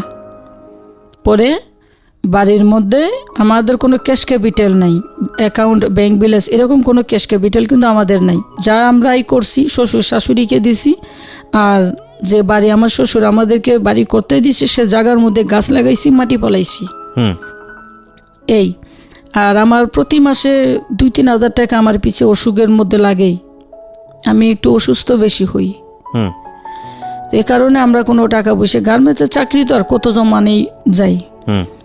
পরে আমার হাজব্যান্ড যদি কোনো অসুস্থ হয় বা আমি যদি কোনো অসুস্থ হই, শ্বশুর বাড়ি থেকে কিন্তু কোনো সাপোর্ট আমরা পাই না। আমাদেরটা আমাদেরই যত কষ্ট হোক নিজেদেরই করা লাগে। পরে আমার স্বামীকে বলি যে তুমি ওই জায়গার আশা ছাইড়ে দেও। তখন আমার শ্বশুরও বলে যে আমি ওই জায়গা আমার মেজো ছেলেরে দিছি, মানে আমার স্বামী মেজো, কেন আমরা জায়গা ছাইড়ে দিব, তোমরা কেন জায়গা ছাড়বা, ওখানে বাড়ি করো। তো বাড়ি করতে গেলেই তো সমস্যা, আমাদের গাছ কাটে পালাই বা অনেক রকম অত্যাচার আমার স্বামীর উপরেই করে। তাইলে আমি ওই বাড়ির বউ, এটা এই বাড়ির ছেলে, ছেলের উপরে যদি এত অত্যাচার করে বউর উপরে কি করতে পারে তারা। ওকে। তখন আমি এই 1-2 বছর আগে আমি শ্বশুর বাড়িতে যাই, অনেক বছর পরে শ্বশুর বাড়িতে আমি যাই। গেলে আমার স্বামী আমার বাচ্চা আমার মিম আর আমার ছেলে, হ্যাঁ ছেলে হয়েছে, ছেলে ছিল তখন ছোট, 6 মাসের মনে হয় আমার ছেলেটার বয়স, আমার একটা ছেলে হয়। তখন আমি যাই শ্বশুর বাড়িতে, সহজে যাই না, কারণ গেলেই ওদের অবহেলাটা না আমাকে আরও কষ্ট দেয়। তো 14-15 বছর ধরে গাজীপুরে আসি, তো আশেপাশে সবার একটা মানবতা বা ভালোবাসায় এটাই বাড়িঘরের মতোই হয়ে গেছে, যদিও ভাড়া করে থাকি আমি। পরে যখন আমরা শ্বশুর বাড়িতে যাই তখন আমাদের ওখানে এলাকার চেয়ারম্যান আছে, মন্টু চেয়ারম্যান নাম। ওই চেয়ারম্যানে আমার বাসুরে আমার স্বামী সবাই মিলে একটা গৌরবে বিচার হয় ওই জায়গা নিয়ে। আমি সেই বিচারে উপস্থিত থাকি। এর মধ্যে আমার বাসুরে আমার শ্বশুরের গায়ে হাত তুলছে, বাপেরে মারছে আমার বাসুরে। তখন চেয়ারম্যানে বিচার করছে যে আমাদের জায়গার বিচার নিয়েই কিন্তু ওখানে বিচারটা। চেয়ারম্যানে বিচার করছে আমাদের ওই জায়গা থেকে আমার বাসুর দেবরও জায়গা পাবে, আর আমার বাসুর দেবরও জায়গা পাবে, আর আমার শ্বশুরের মারছে সরি বলতে। তখন আমি এটা প্রতিবাদ করছিলাম যে আপনার কি বিচারটা হইছে? কই তুমি কে? আমাকে বলে তুমি কে? তখন আমার স্বামী বলতেছে যে আমার ওয়াইফ। পরে হয়তো তোমার বউ কেন কথা বলে, বেড়াদের মধ্যে তোমার বউ কেন কথা বলে? তখন আমি বলছি যে বিচারে ঠকতেছি তাই আমি কথা বলতেছি। আমার শ্বশুরেরে আমার বাসুরে মারছে, এটার বিচারটা কি হওয়া উচিত তুমি বলে দাও। আমি যতক্ষণ লড়ো ততক্ষণ এই ছেলেরে পিটানো উচিত, কারণ সন্তানে বাপের গায়ে হাত তুলতে পারে না। আর আমি আমার শ্বশুরের অনেক ভালোবাসি, কারণ আমি যে কষ্ট করে বড় হয়েছি আমার শ্বশুরও ঠিক সেম কষ্ট করেই বড় হয়েছে। দুজনের মধ্যে অনেক দুঃখ কষ্টের কথা কিন্তু আমরা শ্বশুর সাথে আমি বলি, এই জন্য আমার শ্বশুরের আমি একটু খুব ভালোবাসি। পরে আমি আমার শ্বশুরের কাছে মাপ চাওয়া লাগবো পাও ধরিয়া, সরি অত কি, এটা তো আমার শ্বশুর বুঝে না, গ্রামের সে মূর্খ মানুষ, সরি কারে বলে। পাও ধরে মাপ চাওয়া লাগবো, আর যতক্ষণ লড়ে এতক্ষণ পিটান লাগবো আমার শ্বশুর যতক্ষণ না পর্যন্ত ক্ষমা করবো। চেয়ারম্যানে কয় মহিলারা বেশি কথা বলে। আমি কই চাচা আপনি যে আমাদের জায়গার বিচারটা করছেন এটা তো বিচারও হয় নাই, তারা কিভাবে জায়গা পায়? তো তারা যদি জায়গা পায় তাহলে এখানে আমরা আর বাড়ি করব না, তারাই বাড়ি করুক, কারণ গ্রাম অঞ্চলে 5 কাঠা জায়গা কোনো জায়গা না, তারাই বাড়ি করুক, আমরা ছেড়ে দিই। তো আমার স্বামী বলতেছে যে কেন ছাড়বো, এখানে তো আমি এত বছর চাকরি করছি, যে কয় টাকাই পাই আমার মা বাবারও তো আমি চালাইছি, আমার বাসুরও আমার শ্বশুর শাশুড়ির খরচ দেয় না, আমার সেজো দেবরও খরচ দেয় না, খরচ দিই আমরা আর আমার ছোট দেবর জুয়েল, আমরা দুজনেই খরচ দিই। তা আমার স্বামী বলতেছে যে আমি এই জায়গা ছাড়বো না। আমি কো ভাই জায়গা জমি নিয়ে মারামারি খুনাখুনি হইতে পারে, আমি আজীবন ভাড়া করে থাকবো, এই জায়গা আমি কবরে নিয়ে যেতে পারবো না, জায়গা নিয়ে বাজাল করার দরকার নেই। এই বলে এই চেয়ারম্যানেরও বলতেছে ঠিক আছে আপনার জায়গার বিচার করা লাগবো না, জায়গা আমরা ছেড়ে দিলাম। এই বলে আমি আমার স্বামীকে নিয়ে শ্বশুরকে নিয়ে আমি আমার শ্বশুর বাড়িতে চলে আসি। রাত যখন 11টা বাজে না, তখন বিচার শেষ হয়। চেয়ারম্যান মনে বাড়ি থেকে যাইতে পারে নাই, তখন তারা দাও তাও লইয়া আমার স্বামীরে মারতে আইছে। আমার স্বামীরা আমাদেরকে মারবে। আমার বাসুর আর সেজ দেবর স্বাস্থ্য বাসুরের নাম হচ্ছে শেরালি আর তার বউ সহ। আইরে মালাউন বলে যে তখন আমাকে বকতেছে, মানে খুব বিশ্রী বকা আমাকে বকতেছে। আমি গ্রাম অঞ্চলের এত বকা জানিও না, তারা আমাকে বকতেছে। আমার মেয়েকে শুধু বলছে কানে আঙ্গুল দিয়ে রাখো। পরে আমার শ্বশুরে আমাদেরকে ভিতরে দরজা আটকাইছে। আমার শ্বশুর বারিন্দার দরজা আটকাইয়া বাহিরে লাঠি একটা নিয়ে দাঁড়াইয়া রয়েছে। কে আই বিআই আমার স্বামীটা আসলে একটু কথা কম বলে, খুব সরল, খুব সৎ। রাস্তা দিয়ে হাইটা যাবে, তার পকেটে একটা টাকা নাই, যদি সে 1 লাখ টাকাও পায় ওখানে হাত দিবে না। কারণ আমি স্ত্রী হিসেবে বলি যে আমার স্বামী আসলে প্রশংসার যোগ্য। পরে তারা তখন আমি 999 ফোন দিই। আমার মেয়ে আমাকে বলে, মা তুমি এখন 999 ফোন দিও, নাহলে আমাদেরকে মারবো। তখন আমি 999 ফোন দিই। 999 ফোন দিলেই রাজাপুর থানায় ফোন করে 999 থেকে আমি বলছে, দেখেন আমরা 4টা জীবন খুব বিপদমুখর আছি, আপনারা হয়তো 5-10 মিনিটের মধ্যে যদি আমাদেরকে পুলিশ সাপোর্ট না দেন তাহলে হয়তো বা আমরা নাও থাকতে পারি। আর তখন পুলিশ আসে, চেয়ারম্যানের ফোন দেয়। সেটা আমাকে থানা থেকে এক বড় অফিসারে বলছে, এটা আমি নামটা বলবো না। পুলিশে চেয়ারম্যানের ফোন দেয়, আপনি বিচার যে করছেন ওই বিচারে তো এখন কুবাকুবি হবে। তখন আমরা যাচ্ছি। তখন মন্টু চেয়ারম্যানে বলে, রাজাপুর বড়ইয়া গ্রামের 5 নং বড়ইয়ার মন্টু চেয়ারম্যানে বলে যে আপনারা আসবেন না, থানায় বলে দেয়।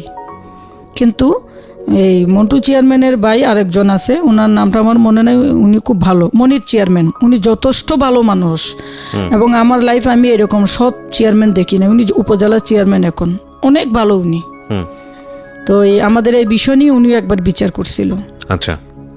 পরে পুলিশ ওই মন্টু চেয়ারম্যানের কথা শুনে নাই, পুলিশ ওখানেই আসছে। পুলিশ আসিয়া তাদেরকে হাতে নাতে পুলিশ অনেক কিছু প্রমাণ পাইছে। পুলিশে বলছে আপনারা আর মারামারি করেন না, এরা সকালবেলা ঢাকা চলে যাবে, এদেরকে যাইতে দেন। সকালে আমার ঘুমেই ভাঙে নাই, দরজাটা খোলা, এরা আবার আইসে সেম রাইতের পরিস্থিতি। তখন আমি আবারও থানায় ফোন দিই। ফোন দিলে আমার স্বামী ভিডিও করে রাখে যে তারা যে মারতে আসে বা কী হাতে নেই, এগুলা ভিডিও করতেছে। আমি থানায় ফোনে কথা বলতেছি। তখন আমার দেবর আর বাসুরে বলে, আমি তো এই কথাটা এখানে বলতে পারবো না, খুব খারাপ একটা কথা, অশ্লীল কথা হলে প্রয়োজন নাই। তখন আমার মেয়ে বলে যে বাবা মামার বাড়ি নেই, ঈদ বলো কোরবান বলো আমরা কোথাও যাইতে পারি না। সকালে 11টা বাজে স্কুলে যাই, 4টা বাজে আসি, এই পর্যন্তই আমার যাওয়া আসা। ভাগ্যটা কেন এত খারাপ? আমার মেয়েটা কিন্তু অনেক জ্ঞানের। ভাগ্যটা, একটা মানুষের ভাগ্যটা এত খারাপ। তখন আমাকে বলে যে মা এরকম ভুল তুমি কেন করলা? ওখানে আমার শ্বশুর অনেক কাঁদে, শাশুড়িও কাঁদে। এমন ভুল তুমি কেন করলা যে ভুলে আজকে তোমার ভুলের কারণে আজকে আমাদের সে মাসুল দেওয়া লাগতেছে। 7-এ পড়ে তো মোটামুটি নিজে কবিতা বানাইতে পারে, গান বানাইতে পারে, গজল বানাইতে পারে, অনেক বুঝে। আজকে তুমি মুসলমান হয়েছো বিদায় আমি আমার বাপের ঘরে হয়েছি, আমার মামার বাড়ি নেই, দাদার বাড়ি থাকেও এখন নাই, ঢাকা যাবো আর জীবনে এখানে আসবো না। তখন পুলিশ আসে, এসে আমাদেরকে ওখান থেকে নিয়ে যায়। গিয়ে আমি আবার রাজাপুর থানার মধ্যে এফআইআর করে ওখানে একটা থানা থেকে মামলা করে সে মামলা কোর্টে নিয়ে আমি মামলা চালাই। বর্তমানে আমার বাসুরে সবাই যারা আমার স্বামীর উপরে বেশিরভাগ অত্যাচার আমার স্বামীর উপরেই করতো। আমার স্বামীর উপরে, আমার উপরে বা আমাদেরকে যে কষ্টগুলো দিত, শ্বশুর বাড়িতে গেলে একটা আতঙ্কে থাকতাম, কোন দিক থেকে ইয়ানি কোনো বাসুরের বউ বা কেউ আমার চুল ধরে বা আমার গায়ে নিয়ে হাত দেয়, এরকম একটা আতঙ্কে থাকতাম। গাজীপুরের মধ্যে আমার যে অবস্থাটা, বহুত কষ্টে আমি অনেক দিন যাবৎ জিপারে কাজ করি। আর মোটামুটি গাজীপুরে যারা কন্ট্রাক্টর আছে তারা আমাকে সব সময়ের জন্য কাজ করলো না করলো অফিসে গেলেই 200 টাকা 300 টাকা আমাকে খরচ দেয়। 6টার মধ্যে নিয়ম, অফিসে গেলেই 200 টাকা হাত খরচ কন্ট্রাক্টরেরা দেবেই। কারণ আজকে হয়তো বা আমার 200 টাকার কাজ হয় নাই, কালকে আমার 1000 টাকার কাজও হতে পারে, এজন্য দেয়। বা অনেককে দেয় না, কিন্তু আমার কন্ট্রাক্টরেরা আমাকে দেয়, জানে আমি অর্থনৈতিকভাবে অত সচ্ছল না। পরে যখন আমি টিন সেট ফ্যাক্টরি ছিল গাজীপুর 33 নং ওয়ার্ড পোলাগাছা রোড, আমি গাজীপুর 33 নং ওয়ার্ডের ভোটার। তখন এই টুইটার আমি মেলা দিন যাবৎ কাজ করি, তখন ওটা টিন সেট ছিল। আমার এমডির নাম হচ্ছে, তখন জি। কোনো চেয়ারম্যান ছিল না। উনি যেমনে বলতো সকাল 8টা থেকে রাত 12টা 3টা এমনি আমরা ডিউটি করতাম। আমি আরও কিছু লোকজন নিয়ে নিজেই সুইংয়ে কাজ করতাম। তো ওনার ফ্যাক্টরিটা যখন এই 7 তলা একটা ফাউন্ডেশন হবে এরকম শুনি ওনার কাছে, তখন আমি স্যারেরে বলি যে স্যার আপনার ফ্যাক্টরি যদি 7 তলা হয়, আমি তো অনেক বছর যাবৎ কাজ করতেছি, তা আপনি আমাকে কন্ডাক্টারই দিয়েন। হুম কয় আচ্ছা ঠিক আছে, ফ্যাক্টরি আগে হইয়া লোক। হুম ফ্যাক্টরিটা যখন 7 তলা হয়, তখন আমার বাবুর বয়স 6 মাস। আমি কাজ করি না, আমি বাসায় থাকি, খুব কষ্ট করে চলি। এমডি আমার বাসায় আসে, কতগুলো রিপ্লেট ছিল হাতে। জি। কই সালমা, তুই তো এই এলাকায় অনেক বছর, আর তুই হিন্দু থেকে মুসলিম হইছ, সবাই তোকে বিশ্বাসও করে, ভালো জানে, হুম তুই আমার ইলেকশন কর। হুম তখন আমি বলছি যে স্যার ইলেকশন তো এখন অনেক দেরি, মেলা দেরি, আপনি এখন আমাকে কাজ যদি দেওয়া সম্ভব হয় তাহলে আপনি আমাকে কাজ দেন। হুম এর ভিতরে উনি আমাকে ফোন দিছে 7-10 দিন পর, কতি ফ্যাক্টরিতে আই। আমি ফ্যাক্টরিতে গেছি। আমি যখনই ফ্যাক্টরিতে যাই ওদিন আমার মেয়ের স্কুল বন্ধ দেওয়া লাগে ওকে। বাচ্চাটা রাখার জন্য। তখন আমি অফিসে যাই, গিয়ে কয় এই যে 65,000 নেকটেপ, এটা দেখ, স্টাইলগুলো খুব বড় বড়, আমি তোর এখন কাজ দিব। তখন আমি ওনারা বলি স্যার আমি কিন্তু অর্থনৈতিকভাবে অনেক অসহায়, আপনি যদি আমাকে টাকা পয়সা ঠিকঠাক মতো দেন তাহলে আমি কন্ট্রাক্টারই নিব, হুম আর মেশিন কিন্তু আপনি দিবেন। তো প্রথমে উনি মেশিন দিয়ে আমাকে কন্ট্রাক্টারই দেয় ওখানে। আমি কিছু আগে যে কাজ করছি অনেক শ্রমিক পরিচিত আছে, সবাইকে আমি ফোন দিয়েছি, আর সবাই আমাকে বিশ্বাসও করে। তারা আসে কাজ ধরে। তো 2-3 দিন অফিস থেকে আমাকে খরচ দিছে, 2-3 দিন। 2-3 দিন পরে আর দেয় না, খরচ দেয় না। তখন আমার স্বামীকে বিরক্ত করি যে টাকা দেও, পোলাবেনেরও খরচ দেওয়া লাগবো। 1 সপ্তাহ এভাবে চলার পরে ফ্যাক্টরির মালিক আমাকে বলে তোর মেশিন নিয়ে আই। আমি মেশিন কই পাবো? হুম তখন আমি বোট বাজার যাই। বোট বাজার গিয়ে কয় যদি কালকে মেশিন না আনোস তাহলে কিন্তু কাজ করতে দিব না। তখনই তো আমার ফ্যাক্টরিতে প্রায় মেলা টাকার কাজ হয়ে গেছে, কারণ 8 জন লোক কাজ করছে। একজন লোক নাইলে তো প্রায় দৈনিক 1,000 টাকার মতো কাজ করছে, 8 জন লোকে কাজ করছে। পরে আমি আমার স্বামীকে বিরক্ত করি যে মেশিন নিতে বলে, আমি কিভাবে মেশিন নিব, কোত্থেকে মেশিন নিব, কাজও তো ধরে ফেলছি, সামনেও যেতে যাওয়া যাবে না, এখন পিছনেও যাওয়া যাবে না, কাজ করানি লাগবো। তখন আমার স্বামী তার কিছু ব্যক্তিগতভাবে আমাকে 10,000 টাকা মতো দেয়। আমি সেই টাকাগুলো দিয়ে আরও কয়দিন শ্রমিক চালাই, মালিককে মানে ইয়া করে বুঝাইয়া আমি মেশিনে এই সমস্যা বা স্যার 2 দিন পরে যাইতে বলছে, এভাবে বলে আমি আরও সপ্তাহখানিক ওভার করি। তখন আমি বোট বাজার মেশিন মার্কেটে যাই, যেহেতু আমি আগে কাজ করছি, মেশিন মার্কেট আমার পরিচিত আছে। জি। আমি মেশিন মার্কেটে যাই, গিয়ে আমি অনেক দোকানে কথা বলছি, আমাকে কেউ মেশিন দেয় না। তখন আমি আমার এক কন্ডাক্টর ছিল বুলবুল, আমি সে বুলবুল ভাইয়ের কাছে যাই, গেলে বলি যে বুলবুল ভাই আপনারা তো জানেন আমি হিন্দু থেকে মুসলমান হয়েছি, তো আমি অর্থনৈতিকভাবে খুব কষ্টে আছি, আর আমার টাকাও নাই যে আমি অ্যাডভান্স দিয়ে মেশিন নিব। ভাই আল্লাহর কাছে পাবেন, আমাকে কিছু মেশিনের ব্যবস্থা করে দেন। তখন বুলবুল ভাইয়ে আমাকে 4টা মেশিন ওখান থেকে ভাড়া নিয়ে দেয় তার রিক্সে। আচ্ছা। এতদিন আমার কাজ করছস, আমিও চাই তুই বড় হ। পরে 4টা মেশিন দেয় বুলবুল ভাইয়ের রিক্সে আমাকে, আমি 4টা মেশিন গেট পাস সহ আমি নিয়ে যাই। ওখানে একটা মেশিন প্রবলেম ছিল, ওটা 1 সপ্তাহ পরে আমি ওই মেশিনটা বাইর করে দিই। 55,000 টাকা আমি SS সোসাইটি থেকে কিস্তি নিয়ে আমি আরও একটা মেশিন নিজে কিনি, জ্যাক সার্ভো আইটি গেট জ্যাক শোরুম থেকে। পরে আমি বিল জমা দিলে তখন আমি আমার শ্রমিকরা কাজ করে, আমি ওই যে 55,000 টাকা যে কিস্তি নিছি ওখান থেকে টাকা দিয়ে শ্রমিকদেরকে টাকা দিছি, 70,000 টাকা আমি সুদে নিছি। জি। এগুলা আমাকে আমি পরিস্থিতি বা মানে শিকার হয়ে আমি এই টাকাগুলো নিছি। 70,000 টাকা আমি সুদে নিয়ে আমার শ্রমিকদেরকে আমি বিল দিই। এর ভিতরে ইলেকশনও চলে আসছে, ইলেকশনে ফেল করার পরে উনি টাকা পয়সা দিতেই চায় না, সে অসুস্থ হয়ে মেডিকেলও ছিল। পরে এখন দাঁড় করতে করতে এলাকার মধ্যে দাঁড় করে শ্রমিকগুলারে বিল দেওয়া লাগে, বিভিন্ন মানুষের হাত পাও ধরে টাকা আইনা। তো এইভাবে আমি প্রায় 2-3 লাখ টাকা মতো এলাকার মধ্যে দেনা হইয়া যাই, কিস্তিয়ে সুদে দাঁড়ে সব মিলাইয়া। আমি এখন কিস্তি দেওয়া আমার বন্ধ, কিস্তিও দিতে পারি না এখন। পরে যখন আমি একবারে দেওয়ালে পিঠ ঠেকে যাই, জি, তখন আমি এমডি স্যারের কাছে সরাসরি গেছি। এতদিন যাওয়া যায় নাই, ইলেকশনে ফেল করছে। তখন আমি বলছি যে স্যার, স্বর্ণরূপা খারাপ বলে স্বর্ণকারের দোকানে যাই, জিপুত খারাপ বলে বাপের বাড়ি যাই, আমার তো কোনো সাইড নেই স্যার। বাপ হইলেও আপনি, মা হইলেও আপনি, সব কিছুই আপনি স্যার। গরিব মানুষ, ব্যবসা ধরছিলাম, বিপদে পড়ে গেছি, কেউ টাকা পয়সা ধার দিতে চায় না স্যার। আমাকে লাখখানিক টাকা দিতে বলেন, আমি অলরেডি 3-4 লাখ টাকা অফিস থেকে পাবো। আমি যখনই টাকা চাই 5,000 টাকা আমাকে দেয়। আচ্ছা, যেখানে আমার টাকার প্রয়োজন হয় 1-2 লাখ, সেখানে আমাকে টাকা দেয় 5,000, 10,000। 10,000 টাকা দেয় চেম্পারে, আবার উনি কি জানি একটা এভাবে চাপ দেয়, আমি এভাবে একটা আওয়াজ হয়, আমারে এভাবে ইশারা দেয়। তখন আমি ওনার চেম্পারে যাই, কত আমার বিল টাকা নিচে আছে, আমি কো স্যার 10,000 টাকা দিচ্ছে স্যার, এই টাকায় কী হইব? আমার 2,000 টাকা দেয়, কালকে নিস। তো ওনারে 2,000 টাকা দিই। এটা গার্মেন্টসের এমডি, সে শ্রমিকের 500 টাকাও বেতন কাটে। Very bad. ওকে। পরে উনি শ্রমিকের 500 টাকাও কাটে, 1,000 টাকাও কাটে, আর সুপারভাইজারদের 5,000 টাকাও কাটে। তো সেখানে আমার কাছ থেকে 1-2,000 টাকা কোনো ব্যাপারই না।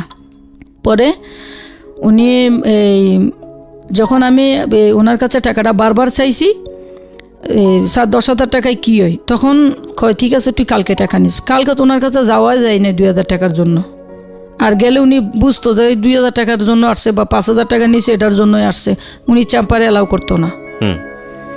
এই 6 তলার মধ্যে যে হেড অফিস, আমাদেরকে হেড অফিসে ঢুকতে দেওয়া হইতো না। অথচ ওই ফ্যাক্টরির কন্ডাক্টর আমরা, আমাদের আন্ডারে 10-12 জন, আমার আন্ডারে 10-12 জন লোক কাজ করে।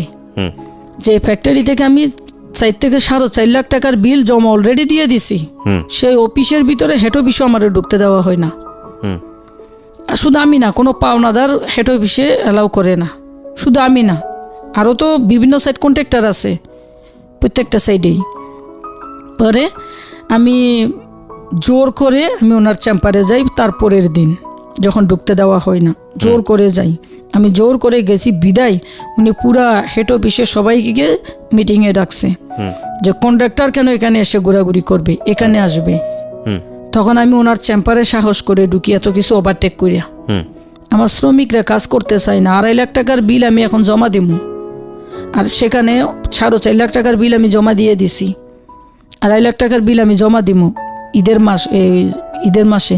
উনি কেন, কীভাবে কথাটা বলে যে কন্ট্রাক্টর কেন এখানে আসবে, তাহলে ঈদের মধ্যে বিল দিব না, শ্রমিক তো আমাকে রেহাই দিবে না, আর আমি কত সুদ নিব, কত দেনা নিব, কত কিস্তি নিব, আমি কিভাবে টাকাগুলো শোধ করব।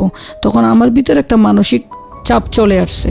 তখন আমি ওনার চেম্বারে যাই, গেলে উনি কোনো কথা নাই, উনি চেয়ারের থেকে উঠে আমার একটা গাড় ধাক্কা দেয়, মালিকে গাড় ধাক্কা দিলে টাইস, যে এখানে তো কার্পেট, ওখানে ওটা ফাঁকা টাইস করা ফ্লোর, আমি পড়ে যাই। আমার বাচ্চার বয়স 1.5 বছর, সবাই দেখছে, সিসি ক্যামেরাও আছে ওখানে।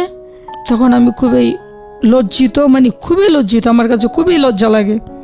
একটা মালিক তার চেম্বার থেকে আমাকে যে ঘাড় ধরে ধাক্কা মেরে ফেলাইয়া দিছে, এটা প্রত্যেকটা অ্যাকাউন্টিং, মার্চেন্টাইজার সবাই দেখছে, সবাই দেখে মাথাটা নিচু করে দিচ্ছে।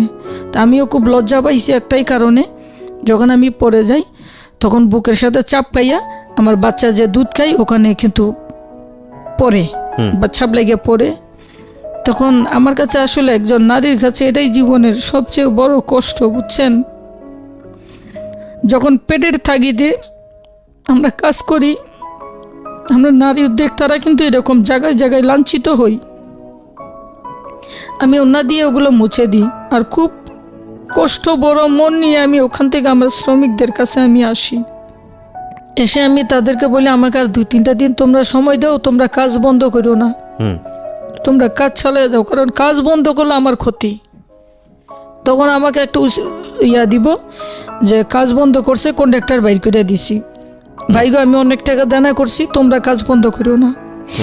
তখন একটা শ্রমিক খুব প্রবলেমে ছিল, আমি ওর জন্য আমার বাকি দোকানদারের কাছে গিয়ে হাত জোর করে যে ভাই আমার এখন এমন পরিস্থিতি, কাজও ছাড়তে পারবো না, কাজ বন্ধও করতে পারবো না, ওকে, আমাকে 10,000 টাকা দেন। তখন এই টাকাগুলো নিয়ে আমি আমার শ্রমিকদের ওই লোকটারে দিই, যে লোকের বউ বাচ্চা পেটে মেডিকেল সিজার হচ্ছে, আমি তারে নিয়ে দিই। আর আমার এখানে যারা কাজ করতো তারা আসলে খুব অসহায়, গরিব।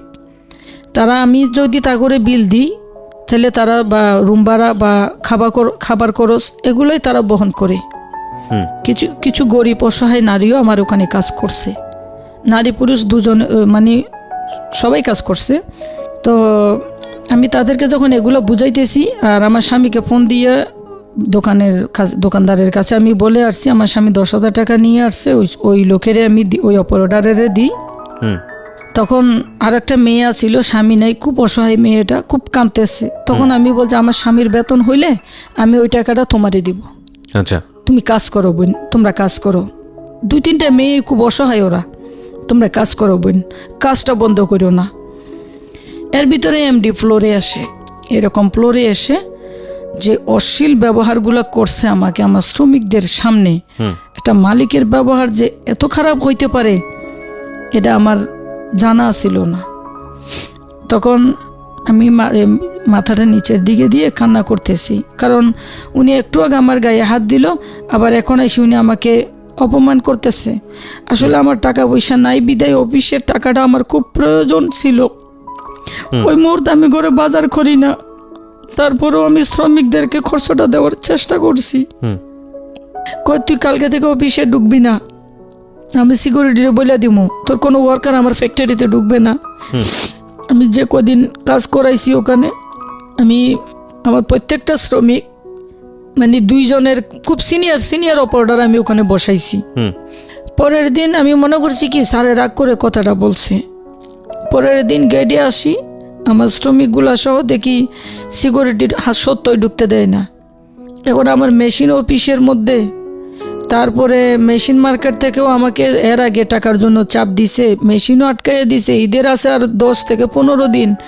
এই সময় কি কোনো মানুষ, কোনো মুসলমান এরকম করতে পারে বলেন? 7-8 জন লোক গেইডে, তারা আমার গায়ে হাত দিছে প্রকাশ্যে, তারা আমার ধাক্কাইছে, আপনি এখান থেকে চলো যান, আমার শ্রমিকদেরকে ধাক্কাইছে। তখন আমি সন্দেহ করছি, আমার শ্রমিকগুলারে সরাইয়ে দিছি, ছেলেগুলারে, মেয়েগুলা ছিল সাথে। তখন ওরা আমাকে ধাক্কাইতেছে, এখান থেকে চলে যান। আমি বলছি এটা সরকারি রাস্তা, আমি কেন এখান থেকে চলে যাব? এখানে আমি এই এলাকার ভোটার, এখানে দাঁড়ানোর অধিকার আমার আছে। আসলে কি ওরা তো এলাকার স্থানীয়, ওদের কাছে কোনো মানবতা জিনিসটা নাই। তখন আমি ওখান থেকে চলে আসি, তাও আসতাম না। পাশের চার দোকানে আমি বসে আমার যারা যে শ্রমিকগুলো আসছে তাদের নামগুলো আমি লিখতেছি। এর ভিতরে আসছে, ওই যে এমডির একজন লোক আসছে, সে কয় আপনি এখানে কেন? আমি কই ভাই আমি ওদের নামটা লিখে চলে যাইতেছি, তুমি স্যারেরে যাই কিছু বললো না। এই ছেলে যে স্যারেরে বলছে যে স্যার সালমা তো দোকানে বসে আপনার জন্য সমালোচনা করতেছে। আমি কিন্তু ওখানে বসে আমার যে শ্রমিকগুলা যে আগের দিন কাজ করছে তাদের যে খরচটা দিয়েছি ওটা আমি লেখি নেই, ওটা আমি ওই দোকানে বসে বসে আমি লিখতেছি, কারণ এটা হয়তো এই সুযোগটা আর পাবো না, এই শ্রমিকগুলার হতে আমি আর নাও পাইতে পারি। তখন আমি এটা লিখতেছি, এর ভিতরে এমডি আইসে লাঠি লইয়া, মোটা একটা লাঠি লইয়া এমডি স্যার আইসে, দোকানদারের যে মারাটা মারছে। 3 দিন অসুস্থ ছিল দোকানদার, কিন্তু আমি খাইছি 2টা বাড়ি ওই সময় পিঠে। আমি লজ্জায় কাউরে বলি না, কারণ এই এলাকায় আমি 15 বছর, আমি একজন নারী উদ্যোক্তা, একটা মালিক আমাকে মারছে, এই কথাটা আমি কিভাবে বলি বলেন? এই কথাটা আমি বলতে পারি নাই। আপনাদের তো উইমেন চেম্বার অফ কমার্স আছে, অন্যান্য প্রতিষ্ঠান আছে, থানা পুলিশ আছে, আপনি সেখানে যাননি কেন? ওই সময় সে পরিস্থিতিটা ছিল না, কারণ আমি ফ্যাক্টরির মধ্যে ওই সময় প্রায় 6-এর উপরে টাকা পাওনা হইয়া যায়। কিভাবে আমি এখন থানায় যাই? 6 লাখের উপরে? হ্যাঁ। তো আপনাকে তো থানায় যেতে হবে তাহলে? না, আমার তো আজকে বাইর করছে, আজকে ঢুকতে দেয়নি। হ্যাঁ, এই গ্যাঞ্জামগুলো তো আজকে হইতেছে। হ্যাঁ, তারপরে কি করলেন আপনি? তারপরে আমি এই মায়ের খাইয়ে আমি ঘরে আসি, আমার মেয়েকেও বলি নেই। শুধু আমার স্বামীকে রাইতে বলছি যে মিমের আব্বু কি করতাম, আমি তো ওর জন্য থানা পুলিশ করে পারবো না। তো মিমের ভাবে বলতেছে যে থানা পুলিশ করে পারবো না, একটু ধৈর্য ধরো, টাকা দিয়ে দিব, যেহেতু গায়ে হাত দিছে। তো আমি বলতেছি আমি কালকেও যাবো, গিয়ে দেখি টাকা দেয় কিনা। তখন আমি এলাকার কিছু গণ্যমান্য লোক দ্বারা তারও বোঝানোর চেষ্টা করছি, যার কিছু না হোক, বা আমি একজন মুসলিম হিসেবে আমাকে মানবতা দেখে আমার টাকাগুলো আর মেশিনগুলো দিয়ে দিতে বলেন। পরে ওনারা বোঝানোর চেষ্টা করছে। আর আমাদের ইয়ার কাছে গেছিলাম, কাউন্সিলরের কাছে, সে বলতেছে যে আমি ওর কাছে আমি কোনো কিছু বলতে পারবো না। আমি আপনি তো শুনছেন আমাকে মারছে, আমার স্বামী বলতেছে দেখো আগে যেহেতু গায়ে হাত দিচ্ছে টাকা দিয়ে দিতে পারে। পরবর্তী উনি আমাকে পরে যখন স্থানীয় লোকজন দ্বারা আমি কথা বলছি, কাউন্সিলরের কাছে গেছি, পরে ওনার কানে গেছে যে আমি বিভিন্ন লোক দিয়ে তাকে রিকোয়েস্ট করাইছি, ফ্যাক্টরি চেয়ারম্যানের কাছেও ফোন দেওয়াইছি, অনুরোধ করছি সবার কাছে জানি আমার টাকাটা আমাকে দিয়ে দেয়, মেশিনগুলো দিয়ে দেয়। পরে উনি আমাকে ডেট দিল যে ঈদের 2 দিন আগে, যে সব ফ্যাক্টরি যখন ছুটি দিয়ে দেয় 2-3 দিন আগে, ওই সময় যাইতাম, খোঁজখবর রাখতাম, আমাকে 1 লাখ টাকার চেক দিবে। আমি শিওর যে আমাকে যেহেতু চেয়ারম্যানে বলছে আমাকে চেক দিবে। তখন আমি আমার স্বামীকে বলছি থাক ভাই, মায়ের যে 2টা খাইছি কেউ কিন্তু দেখে নাই, দোকানের ভিতরে দিছে আমাকে দুটোটা বাড়ি, কেউ দেখে নাই। তো 1 লাখ টাকার চেক দিব, তোমারও তো বেতন হবে, আমি মোটামুটি দিতে পারবো। পরবর্তী মাসে আস্তে আস্তে দিলে হয়তো আমি শ্রমিকগুলারে ক্লিয়ার করতে পারবো, দেনাগুলো দিব। কি করব, ভুল করে কন্ডাক্টারে নিছি। পরে ওনাদের ডেট অনুযায়ী আমাকে অ্যাকাউন্টসে ফোন দেয়। আচ্ছা, ঈদের 2 থেকে 3 দিন আগে অ্যাকাউন্টসে ফোন দেয়। ফোন দিয়ে বলে যে আপা আপনি কই? আমি কইছি ভাই বাসায়। আপনার জন্য 1 লাখ টাকার চেক দেওয়া হয়েছে। তো 1 লাখ টাকার যখন চেক দেওয়া হয়েছে, আমাকে ঠিক আছে ভাই, আমি কখন আসবো? কই আপনি 12টার দিকে এসেন, দুপুর 12টার দিকে। আমি এখন ব্যাংকে আছি। আমি দুপুর 12টার দিকে ফোন করছি, তখনও উনি বলে যে আমি ব্যাংকে আছি। সে তখন অফিসের মধ্যেই ছিল। পরে 2টা বাজে উনি আমাকে ডাকছে, আমি গেছি, গেলে কথা বলতে পারি না, এরকম করতে করতে 5টা বাজে, তখনও আমি ফোন দিই, ব্যস্ত আছি। তবে অ্যাকাউন্টিং যদি আমাকে বলতো যে আজকে আপনার জন্য ভয়ঙ্কর পাত অফিসের মধ্যে, আপনাকে যতই লোকে ডাকুক, যেই ডাকুক, আপনি আসবেন না, তাইলে কিন্তু আমি যাইতাম না। কিন্তু আমি অ্যাকাউন্টিংকে অনেক শ্রদ্ধা করতাম। তো সে নামাজ কালামও পড়তো। আসলে পাপে বাপেরে সারে না, তার শাস্তি হয়তো সে এখন পাইছে। পরে রাইতের যখন 11টা বাজে, তখন সিকিউরিটি বলে আপনাকে ভিতরে ডাকে। তখন আমার যেই নাম্বারে আপনাদের সাথে কথা হয়েছে নাম্বারও ছিল, গ্রামীণ নাম্বারও ছিল, যে একটা ভিডিও ভাইরাল হয়েছে আমার, সে ভিডিওতে আমার ওই গ্রামীণ নাম্বার ছিল, সবই ছিল। কি ভিডিও ভাইরাল হয়েছে আপনার? ভিডিওতে কি একটা ভিডিও আমি সুসাইড করব বলে একটা ভিডিও দিছি ফেসবুকে। আচ্ছা, সেই ভিডিওর মধ্যে আমি ওনাদের নাম ঠিকানা সহ উল্লেখ করছি। তো তখন আমি ওই সিমটা আমার সাথে ছিল। 11টা বাজে আমি ভিতরে যাই, যখন আমি রুমে ঢুকি তখন আমি দেখি 7-8 জন অচেনা লোক। এর মধ্যে আমি 2-3 জনকে চিনি। আর আমার গলায় কিন্তু একটা চেন ছিল, কানে 1 জোড়া কানের দুল ছিল। এগুলো আমি যখন বাপের বাড়ি থেকে আসি না, তখন আমার বাইয়ের বউয়ের ছিল, আমি নিয়ে আসছিলাম বাপের বাড়ি থেকে। তো এগুলা ছিল। ফ্যাক্টরিতে ঢোকার আগে আমি ওই ফ্যাক্টরির একজন মণি ম্যাডাম নামে, ম্যাডামকে বলি যে ম্যাডাম আপনি আমার এই চেনের কানের দুলটি রাখেন তো, চালু যদি আবার থাপড় তোপড় মারে, কই কিচ্ছু হবে না, আপনি নেন, আপনি গায়ে হাত দিবে কেন, আপনি নেন। তখন আমি গেছি ভিতরে যাই, যখন আমি পরিস্থিতিটা নিচতলায় দেখে আমার সন্দেহ হয়, কারণ আমি একজন নারী উদ্যোক্তা, মোটামুটি আমি দেখে তো কিছু অনুভব করতে পারছি ওখানে। তখন আমি দৌড় দিয়ে বাইরে বলেছি, আমাকে শালম নামে একজনে ধাক্কা মেরে ভিতরে দেয়। তখন আমার এই মালিকে উঠে এসে আমার এইভাবে মাথায় কাপড় দেওয়া ছিল, আমার মাথার এই জায়গায় একটা থাপড় মারছে, চোখে পড়ছে প্রথম থাপড়টা, আগুন বাইরেছে আমার চোখ দিয়া, আর একটা থাপড় গালে পড়ছে, গালে পড়ে নাই মাথায় পড়ছে, এটা হে ব্যথা পাইছে। হে ব্যথা পাওয়া দেয় আমার গায়ের ওড়নাটা লয়ে ঢিলে দিয়ে নিচে পালাইয়া দিছে, ওড়না ছাড়া ছিলাম আমি ওখানে। পরে ওই দেয় একটা ধাক্কা, বা ওই দেয় একটা ধাক্কা দেয় না কি দেয়, এটা তো আপনারা বুঝেন, যেহেতু আমার এই লাইফটা অনেকেই দেখবে। সেদিন আমার মনে হয়েছে যে না, মুসলিমরা আসলে অসহায় হয়, আজকে পরিস্থিতি আমি বুঝি।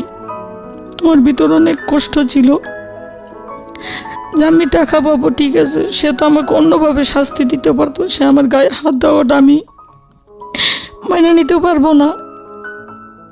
পরে আমি ওনার পাও ধরি, প্রায় 11টা বাজে দুকি আমি 11:15 বাজে ওখান থেকে বাইর হই। আমি খুব ক্লান্ত হই, আমার চুলগুলো এলোমেলো হয়, দর্শিত হই নাই, কিন্তু আমি ভয়ঙ্করভাবে নির্যাতিত হয়েছি ওই চেম্বারের মধ্যে। আপনি তখন পর্যন্ত পুলিশের কাছে যাননি, কোনো মামলা করেননি? না, ওনারা তো আমাকে বলছে টাকা দিয়ে দিবে, এজন্য যাই নাই। পরে আমি ওই চেম্বার থেকে দৌড়াই, ওনার পাও ধরি। উনি বলে যে এইরকম কয়েকটা মেয়ে গণধর্ষণ করে মেরে ফেলা আমার জন্য কোনো ব্যাপার না। গাজীপুরের মধ্যে এমন কোনো কেউ নাই আমার বিচার করব। অমুক এসপি আমার আত্মীয়, অমুক অফিসার আমার এই, অমুক অফিসার আমার এইরকম হুমকি মানে কথা ওখানে বলছে আমারে। আমি মেয়রের বেডরুমে যাই বসি, ড্রয়িং রুমে না। আমার চিনস তুই, আমি জোতা নিয়ে ঢুকি, এই মেয়রের রুমে জোতা নিয়ে ঢুকি। তুই আমার জন্য বিভিন্ন লোকের কাছে যাই, আমার বদনাম করস। আসলে কিন্তু বদনাম করি না, আমি অনুরোধ করছি। পরে আমি ওনার চেম্বার থেকে যখন দৌড় দিয়ে বাইর হই, ওনাটা আমার হাতে ছিল তখন। ওনাটা আমার হাতে ছিল, আমি দৌড়াইয়া যখন বাইর হই, ওই বিলের কফিগুলো পকেটে ছিল। দৌড়াইয়া বাইর হই, একটা কপি হাতে ছিল, সে কপিটা সে রেখে দেয় ওখানে আমার হাত থেকে, যেটা আমি তার 1 মাস আগে মনে হয় দিছিলাম জমা। ওই কপিটা আমার হাতে ছিল, কোনো কারণে আমি ওটা আমার হাতে রাখছিলাম।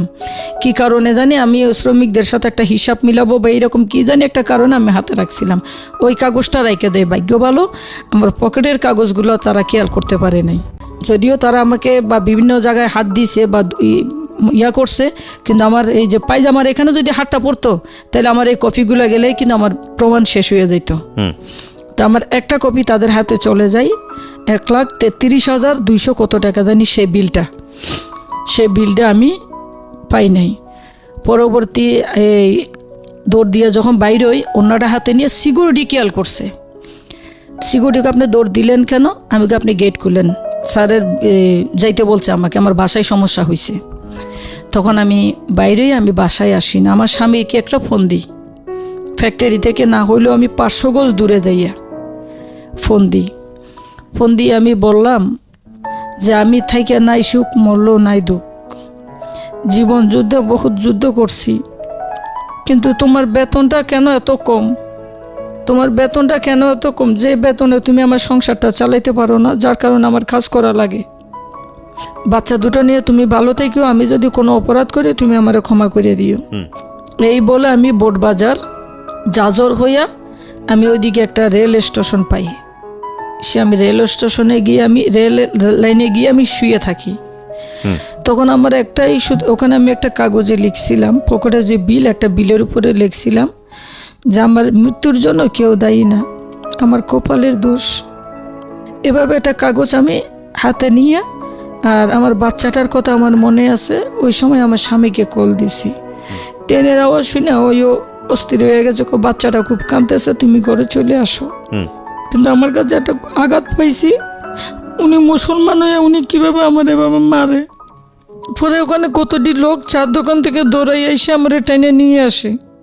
তাদেরকে আমি বলছি যে শর্টকাটভাবে বলছি যে ভাই এই ঘটনা ফ্যাক্টরির মধ্যে এই করছে আমাকে। তখন ওনারাও বলছে যে বোন, ও লোকটা তো ভালো না, খারাপ, উনি ওনার শ্রমিকদেরকেও লাঠি দিয়ে পিটাই। তা আপনি ইয়া করেন, থানায় গিয়েও কি লাভ, আপনি গণভবনে যান। তারা ওখান থেকে আমাকে পুলিশ, ওই যে ট্রেনের রাস্তায় কতটি পুলিশ থাকে না, পুলিশের হাতে দিয়ে দিছে। পরের দিন ভোরে আমি চট্টগ্রামেতে যে ট্রেন আসে, লোকাল ট্রেন, ওই ট্রেনে করে আমি কমলাপুর যাই। ওখান থেকে টাকা ছিল না, হাইটে হাইটে আমি এই গণভবনে যাই। মানুষের থেকে জিজ্ঞেস করে পাও ব্যথা হয়ে গেছিল আমার। গণভবনে যাই, ওখানে সাক্ষাৎ করতে পারি নাই। বহুত চেষ্টা করছি আমি, আর পুলিশেরও ধরে, মানে গেটে যে লোক থাকে ওনাদেরকে ধরে বহুত চেষ্টা করছি, আমি ব্যর্থ হই যে আমি মাননীয় প্রধানমন্ত্রীর সাথে দেখা করব। হয়তোবা উনি যদি একটা ফোন দেয় বা উনি কোনো একটা কিছু করে, হয়তোবা আমি আমার সব কিছু ফেরত পাবো। আমি চলে আসি, বাসায় আসি। বাসায় আসার পরে তখন আমি চিন্তা করি আমি কি করব, কারণ কখনো তো এরকম পরিস্থিতিতে পড়ি নেই। তখন আমি জয়দেবপুর থানা ছিল, আমি জয়দেবপুর থানায় যাই। ওখানে থানায় তখন ওই যে মেট্রোপলিটন হচ্ছে, তখন ওনারা খুব ব্যস্ত ছিল। তারপরও আমি থানায় যাই, কিন্তু থানা পর্যন্ত ঢুকতে পারি না। জয়দেবপুরের ওখানে একটা মসজিদ আছে থানায় ঢোকার আগে, সে মসজিদ গেটে আমাকে 4-5 জন পোলাপাইনে আটকাইয়া রাখছে মেন রোডে। আমার বাবুটা কোলে ছিল। তা আমার একটা প্রশ্ন, যে আমার একটা বাচ্চা কোলে 5-6টা ছেলে রাস্তার মধ্যে আমার সাথে খারাপ ব্যবহার করতেছে, কেউ কি দূর থেকে একটু ভিডিও করতে পারলো না? বা তারা কি কেউ একজন সাহসী লোক এসে একটু প্রতিবাদ করতে পারলো না? যে তারা যে আমাকে হুমকি দিতেছে, বড় বড় করে এই হুমকিগুলো দিতেছে, এ আমার কষ্ট। এটা ফেসবুকে তো অনেক কিছু গোপনে মানুষ ভিডিও করে দিয়ে দেয়, তো তারা এটা কি কারো কাছে হইলো না? তখন আমি 2-3 বার গিয়ে আমি যাইতে পারি না। তখন বাসায় আমি চিন্তা করি আমি গৃহবন্দী, যে আমি নাইলে কখন কোথায় যাই না যাই তারা কিভাবে জানে, মালিক কিভাবে জানে? তাহলে আমার উপরে নজরবন্দি রাখছে, লোক লাগাইয়া দিছে। আমার স্বামীকে তখন বাসায় আসা বন্ধ করিয়া দিই আমি। সে যেখানে ডিউটি করে ওখানে তার বন্ধু থাকে মেসে, ওই মেসেই সে আমি কাপড় চোপড় পৌঁছাইয়া দিছি, সে ওখানে 2 মাস থাকে। আমি ঠিকানাটা শুধু বলতে পারতেছি না। সে ওখানে 2 মাস থাকে, থাকার পরেই আর এদিকে বাসায় আসে না। এর ভিতরে আমি এই গাজীপুর শামসুন নাহার ম্যাম আছে না, এসপি, ওনাকে ফোন করে আমি আমার সব কিছু জানাই, যে ম্যাডাম আমাকে চেম্বারের মধ্যে এই এই এই এই সব কিছুই, বা উনি মহিলা তো ওনাকে বাইঙ্গে আমি সব কিছু বলছি এসপিকে, এবং অনেক কাঁদছিও।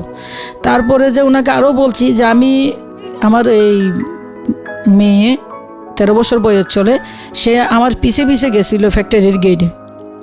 ও যেদিন লাঠি দিয়ে মারে, ম্যাডামেরে বলতেছি যে ম্যাডাম আমার মেয়ের পর্যন্ত সার দেয় নেই এই পোলাপাইনগুলা। আমার মেয়ের কোলেতে বাচ্চা পড়ে যায়, মেয়েরে এই ছেলেটার পায়ে ভুলবশত পড়ুক, যেভাবেই পড়ুক, কিন্তু পাড়া দিছে। সাংবাদিকে সেই পিকচার পর্যন্ত নিচ্ছে আমার বাচ্চাটার। আমার মেয়ের আমি না করছিলাম, সে যে কোন সময় আমার পিছনে গেছে আমি কিন্তু খেয়াল করি নাই। তা আমার মেয়ে বলছে আমার একটা থাবড় দিছে। কে দিছে? ওই সময় কি এতগুলো মানুষের ভিতরে এত কিছু জানা যায়? তা আমার ছেলেটার পায়ে যখন ডাক্তার দিয়েছি তখন আমি সাংবাদিকদের কাছে কান্না করে হাত জোর করছি। ওই বোটবাজারের তারা পিকচার নিয়েছে আমার ছেলের পাউডার, এবং তারাও খুব আফসোস করছে, শিশু বাচ্চা এভাবে পাড়া দেয় কেমনে? তখন আমি শামসুন নাহার ম্যামে বলে যে দেখেন এটা তো আমার এরিয়া না, মেট্রোপলিটন পুলিশ হেডকোয়ার্টারের বা এটা মেট্রোপলিটনের আন্ডারে চলে গেছে। তখন আমি এই মেট্রোপলিটন গাছা থানায় যাই। গাছাই থানা দিয়ে 3 বার এফআইআর করার চেষ্টা করি, কিন্তু তেমন গুরুত্বপূর্ণ না আমি তাদের কাছে, বা আমার কাগজগুলা তারা নেয় ঠিক আছে, কিন্তু কোনো তদন্ত হয় না। তো এই পরবর্তী আমি অফিসার ইনচার্জ ওনার কাছে যাই, ওনাকে গিয়ে আমি কান্না করে হাত জোর করি। তখন উনি একজন অফিসার দেয়, সে অফিসার তদন্তে যায়, মালিকে বলে 1 সপ্তাহ সময় নিছে। 1 সপ্তাহ সময় নিছে, যে মেয়েটাকে আমি টাকা পয়সা দিয়ে দিছি, মেয়েটা ভালো না, মেয়েটা খারাপ, সে আমার নামে মিথ্যা বদনাম রটাইতেছে, এরকম কথা বলে। তো এই অফিসারে বলছে ঠিক আছে মেয়েটা তো আপনি টাকা পাবেন, কাগজ দেখাইছে, তা আপনি যে টাকা পয়সাগুলো দিয়ে দিচ্ছেন সে প্রমাণটা দেখান। তখন অফিসার ওই মালিকের সামনে আমাকে ফোন দিছে। তখন আমি বলছি স্যার আমার একটা বিলের কাগজ আর আমার একটা রেজিস্টার খাতা আমার ম্যানেজারকে এই বিল করার জন্য পাঠাইছি, সে আমার ম্যানেজারকে 4 ঘন্টা বাইন্ধা রাখছে, এবং এই রেজিস্টার খাতায় আর বিলের কাগজটা সে রেখে দিছে। আপনি একটু জিজ্ঞেস করেন আমার খাতাটা দিয়ে দিতে বলেন। কই না, এটা মিছা কথা। তখন আমি থানায় গিয়ে বলি স্যার আপনি অফিসার চেঞ্জ করে দেন। তখন একজন অফিসার দিছে, সে অফিসারটার নাম হচ্ছে হাফিজ। উনি মোটামুটি ভালো কাজ করছে।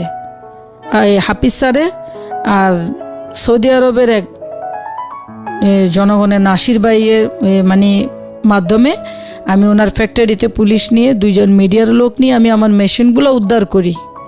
পরবর্তী এই মেশিনগুলো উদ্ধার করার পরে টাকাগুলো আর উদ্ধার করতে পারি না।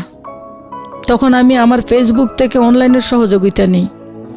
অনলাইনের সহযোগিতা নিয়ে আমি এমন একটা মানসিক চাপে পড়ে গেছি, যেমন কিস্তির, তারপরে যে আমার এই যে সুদের টাকা, আর বাকি দোকানে আমার মেলা টাকা বাকি দেয় না, বিভিন্ন রকম মানসিক, আমার স্বামী যে বেতনটা পাই ওখান থেকে আমি 7,000 টাকা সুদ দিয়ে 3,000 টাকা রুম ভাড়া দিয়ে আমার টাকা থাকে না। তা আমি এমন একটা মানসিক যন্ত্রণার মধ্যে পড়ে যাই যেটা বলার মতো না। তখন আমি ফেসবুকে আমার অনলাইনে কিছু ভিডিও দিই এবং এর ভিতরে একটা ভিডিও আমার ভাইরাল হয়, যে ভিডিওটার মধ্যে আমার উল্লেখ ছিল যে আমি আর বাঁচতে চাই না। 18 কোটি জনগণের কাছে আমার একটাই প্রশ্ন, আমাকে কোনো হিন্দু নির্যাতন করে নাই, আপনাদের মতো একজন মুসলিম শিল্পপতি দ্বারা আমি সামাজিকভাবে, শারীরিকভাবে, মানসিকভাবে নির্যাতন হই। এই ভিডিওটা সাথে সাথে ভাইরাল হয়ে গেছে যে আমি যদি সুসাইড করি তার জন্য কিন্তু অমুক অমুক অমুক অমুক দায়ী। এই ভিডিওটা আমার ভাইরাল হয়।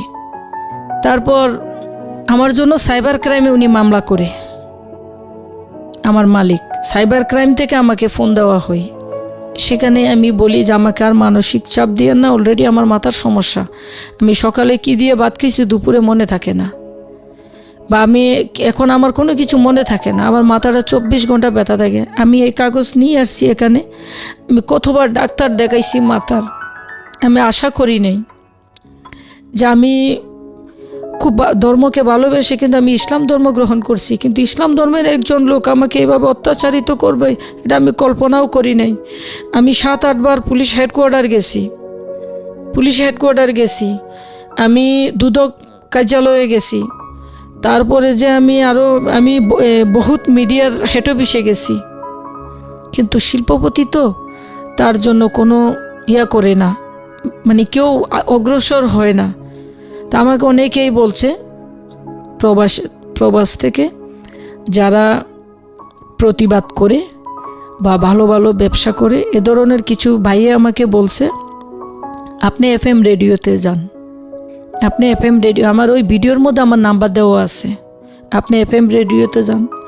সবাই যদি আপনাকে সুরে ফালাইয়া দেয়, FM রেডিওতে কেউ আপনাকে ফালাবে না, আপনি FM রেডিওতে যান। তখন আমি ওনাকে বলি এখানে আমি শুনি জীবনের গল্পটা আমি শুনি, কিন্তু ওখানে কিভাবে যাওয়া লাগে এগুলো তো আমি জানি না।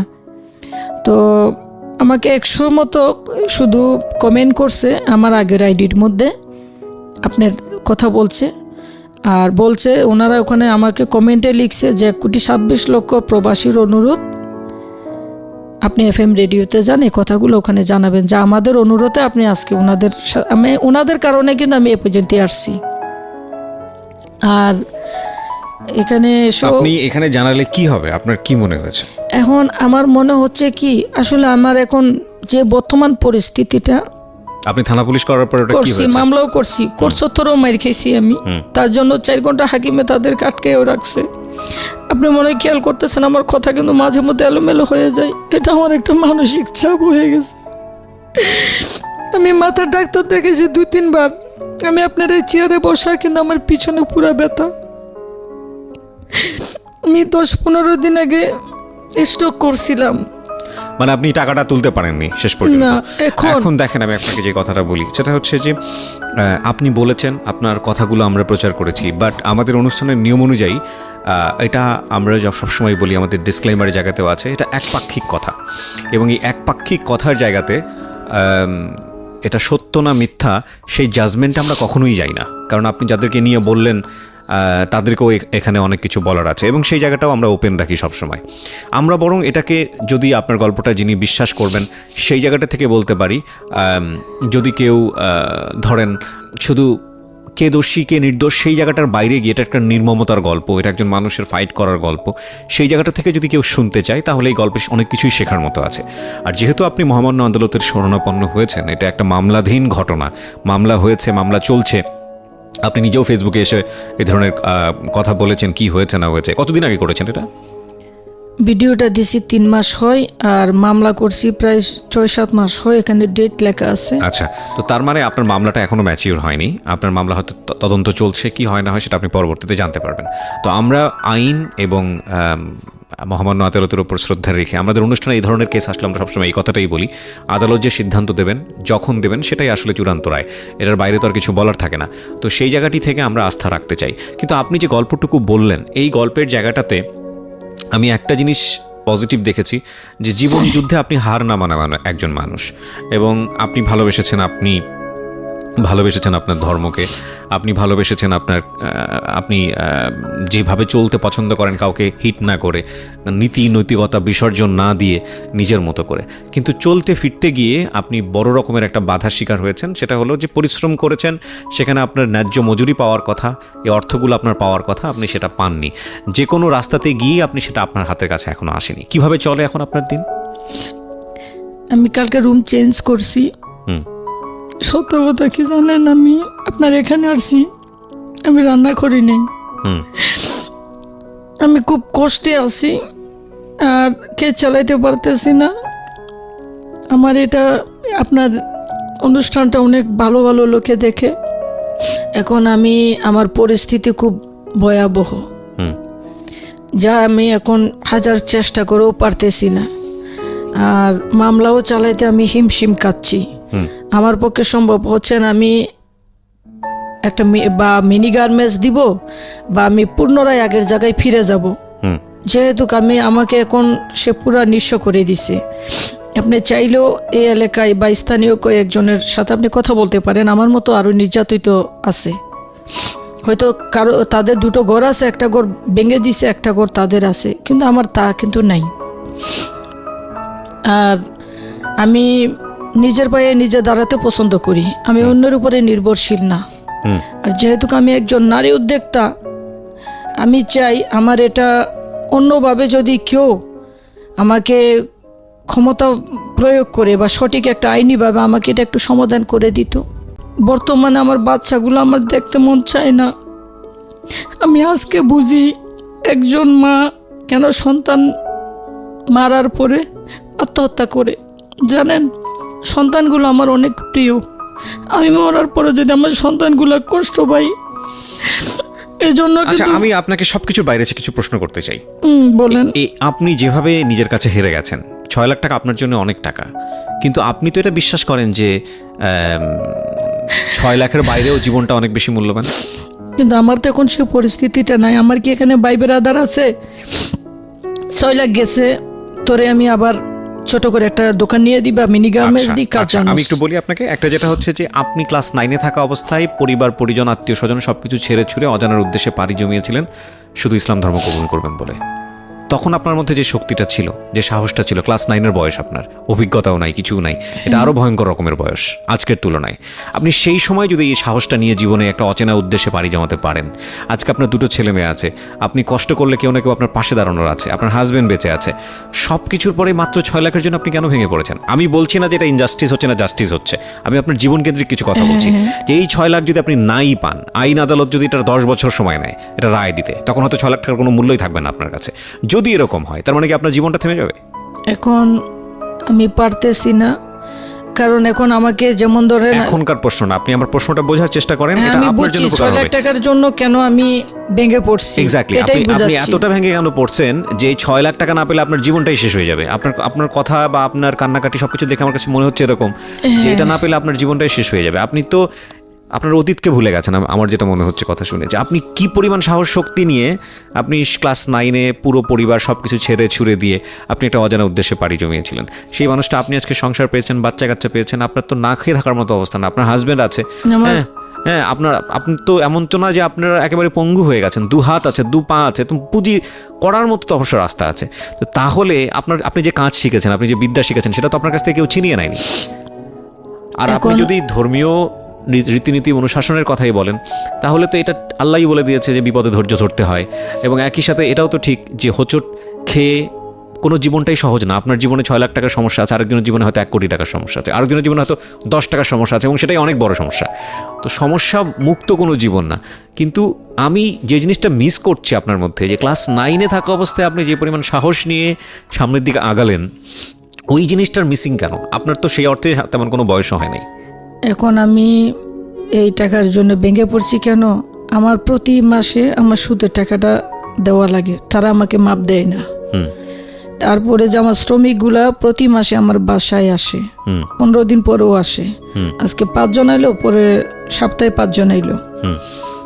তারপরে যে আমি এই ফ্যাক্টরিতে কন্ট্রাক্টারি করে এই দেনাগুলাই করছিলাম। তারপরে কিস্তির অফিস থেকে আমার জন্য কয়েকদিন পর পরেই আমাকে ডাকে, যে আপনি কিস্তি চালাইতে পারেন না, আমি কিভাবে চালাবো। তারপর যে দোকানে আমি এত বছর বাকি খাইছি উনি বাকি দিতে চাই না। একটা মানুষ যদি আমি এই 6 লাখ টাকা না পাইলে এই টাকাগুলো যদি পাই, হয়তো বা আমার শ্রমিকগুলোরে আমি আগে বিদায় করতে পারবো, বা আমার এই সুদের টাকা বা আমার যে মেশিন বোর্ড বাজার আমি যাইতে পারি না, আমার এই দেনাগুলো দিয়ে আর যাই কিছু থাকবে তখন আমি আশা করতে পারি এবার আমি আর একটা দোকান দিতে পারবো। উনি তো আমাকে এমনভাবেই বিপদে ফলাইছে যে আমারে দিয়ে তো উনি আগে এলাকাতেই আমি দেনা করে ফেলছি। এখন আমি যেদিকে যাই আমার শুধু ভয় লাগে যে কোনো দেনাদারের সামনে আমি পড়ি কিনা। আর সবচেয়ে বড় কথা, উনি আমার গায়ে হাত দিছে যে কেন আমি এটার বিচারটা আমি কেন এই আদালত যে 10 বছর 12 বছর পর্যন্ত আমি দেখেন আপনাকে আমি আসলে মূল জায়গাটাই ফিরে নিয়ে আসতে চাই। আপনি অনেক কষ্টে আছেন, আমি সবকিছু বুঝতে পারছি, কিন্তু এই কষ্টটাই জীবন না। আপনি যদি বিশ্বাস হারিয়ে ফেলেন যে আপনার জীবন আর ভালোর কোনো রাস্তা নাই, তাহলে আমি বলবো যে 6 লাখ টাকা না, আপনার কাছ থেকে সবচেয়ে বড় সম্পদ যেটা, সেটা হলো আপনার মনের সাহস। সেটা চুরি করে নিয়ে গেছে এরা, বা ডাকাতি করে নিয়ে গেছে এরা।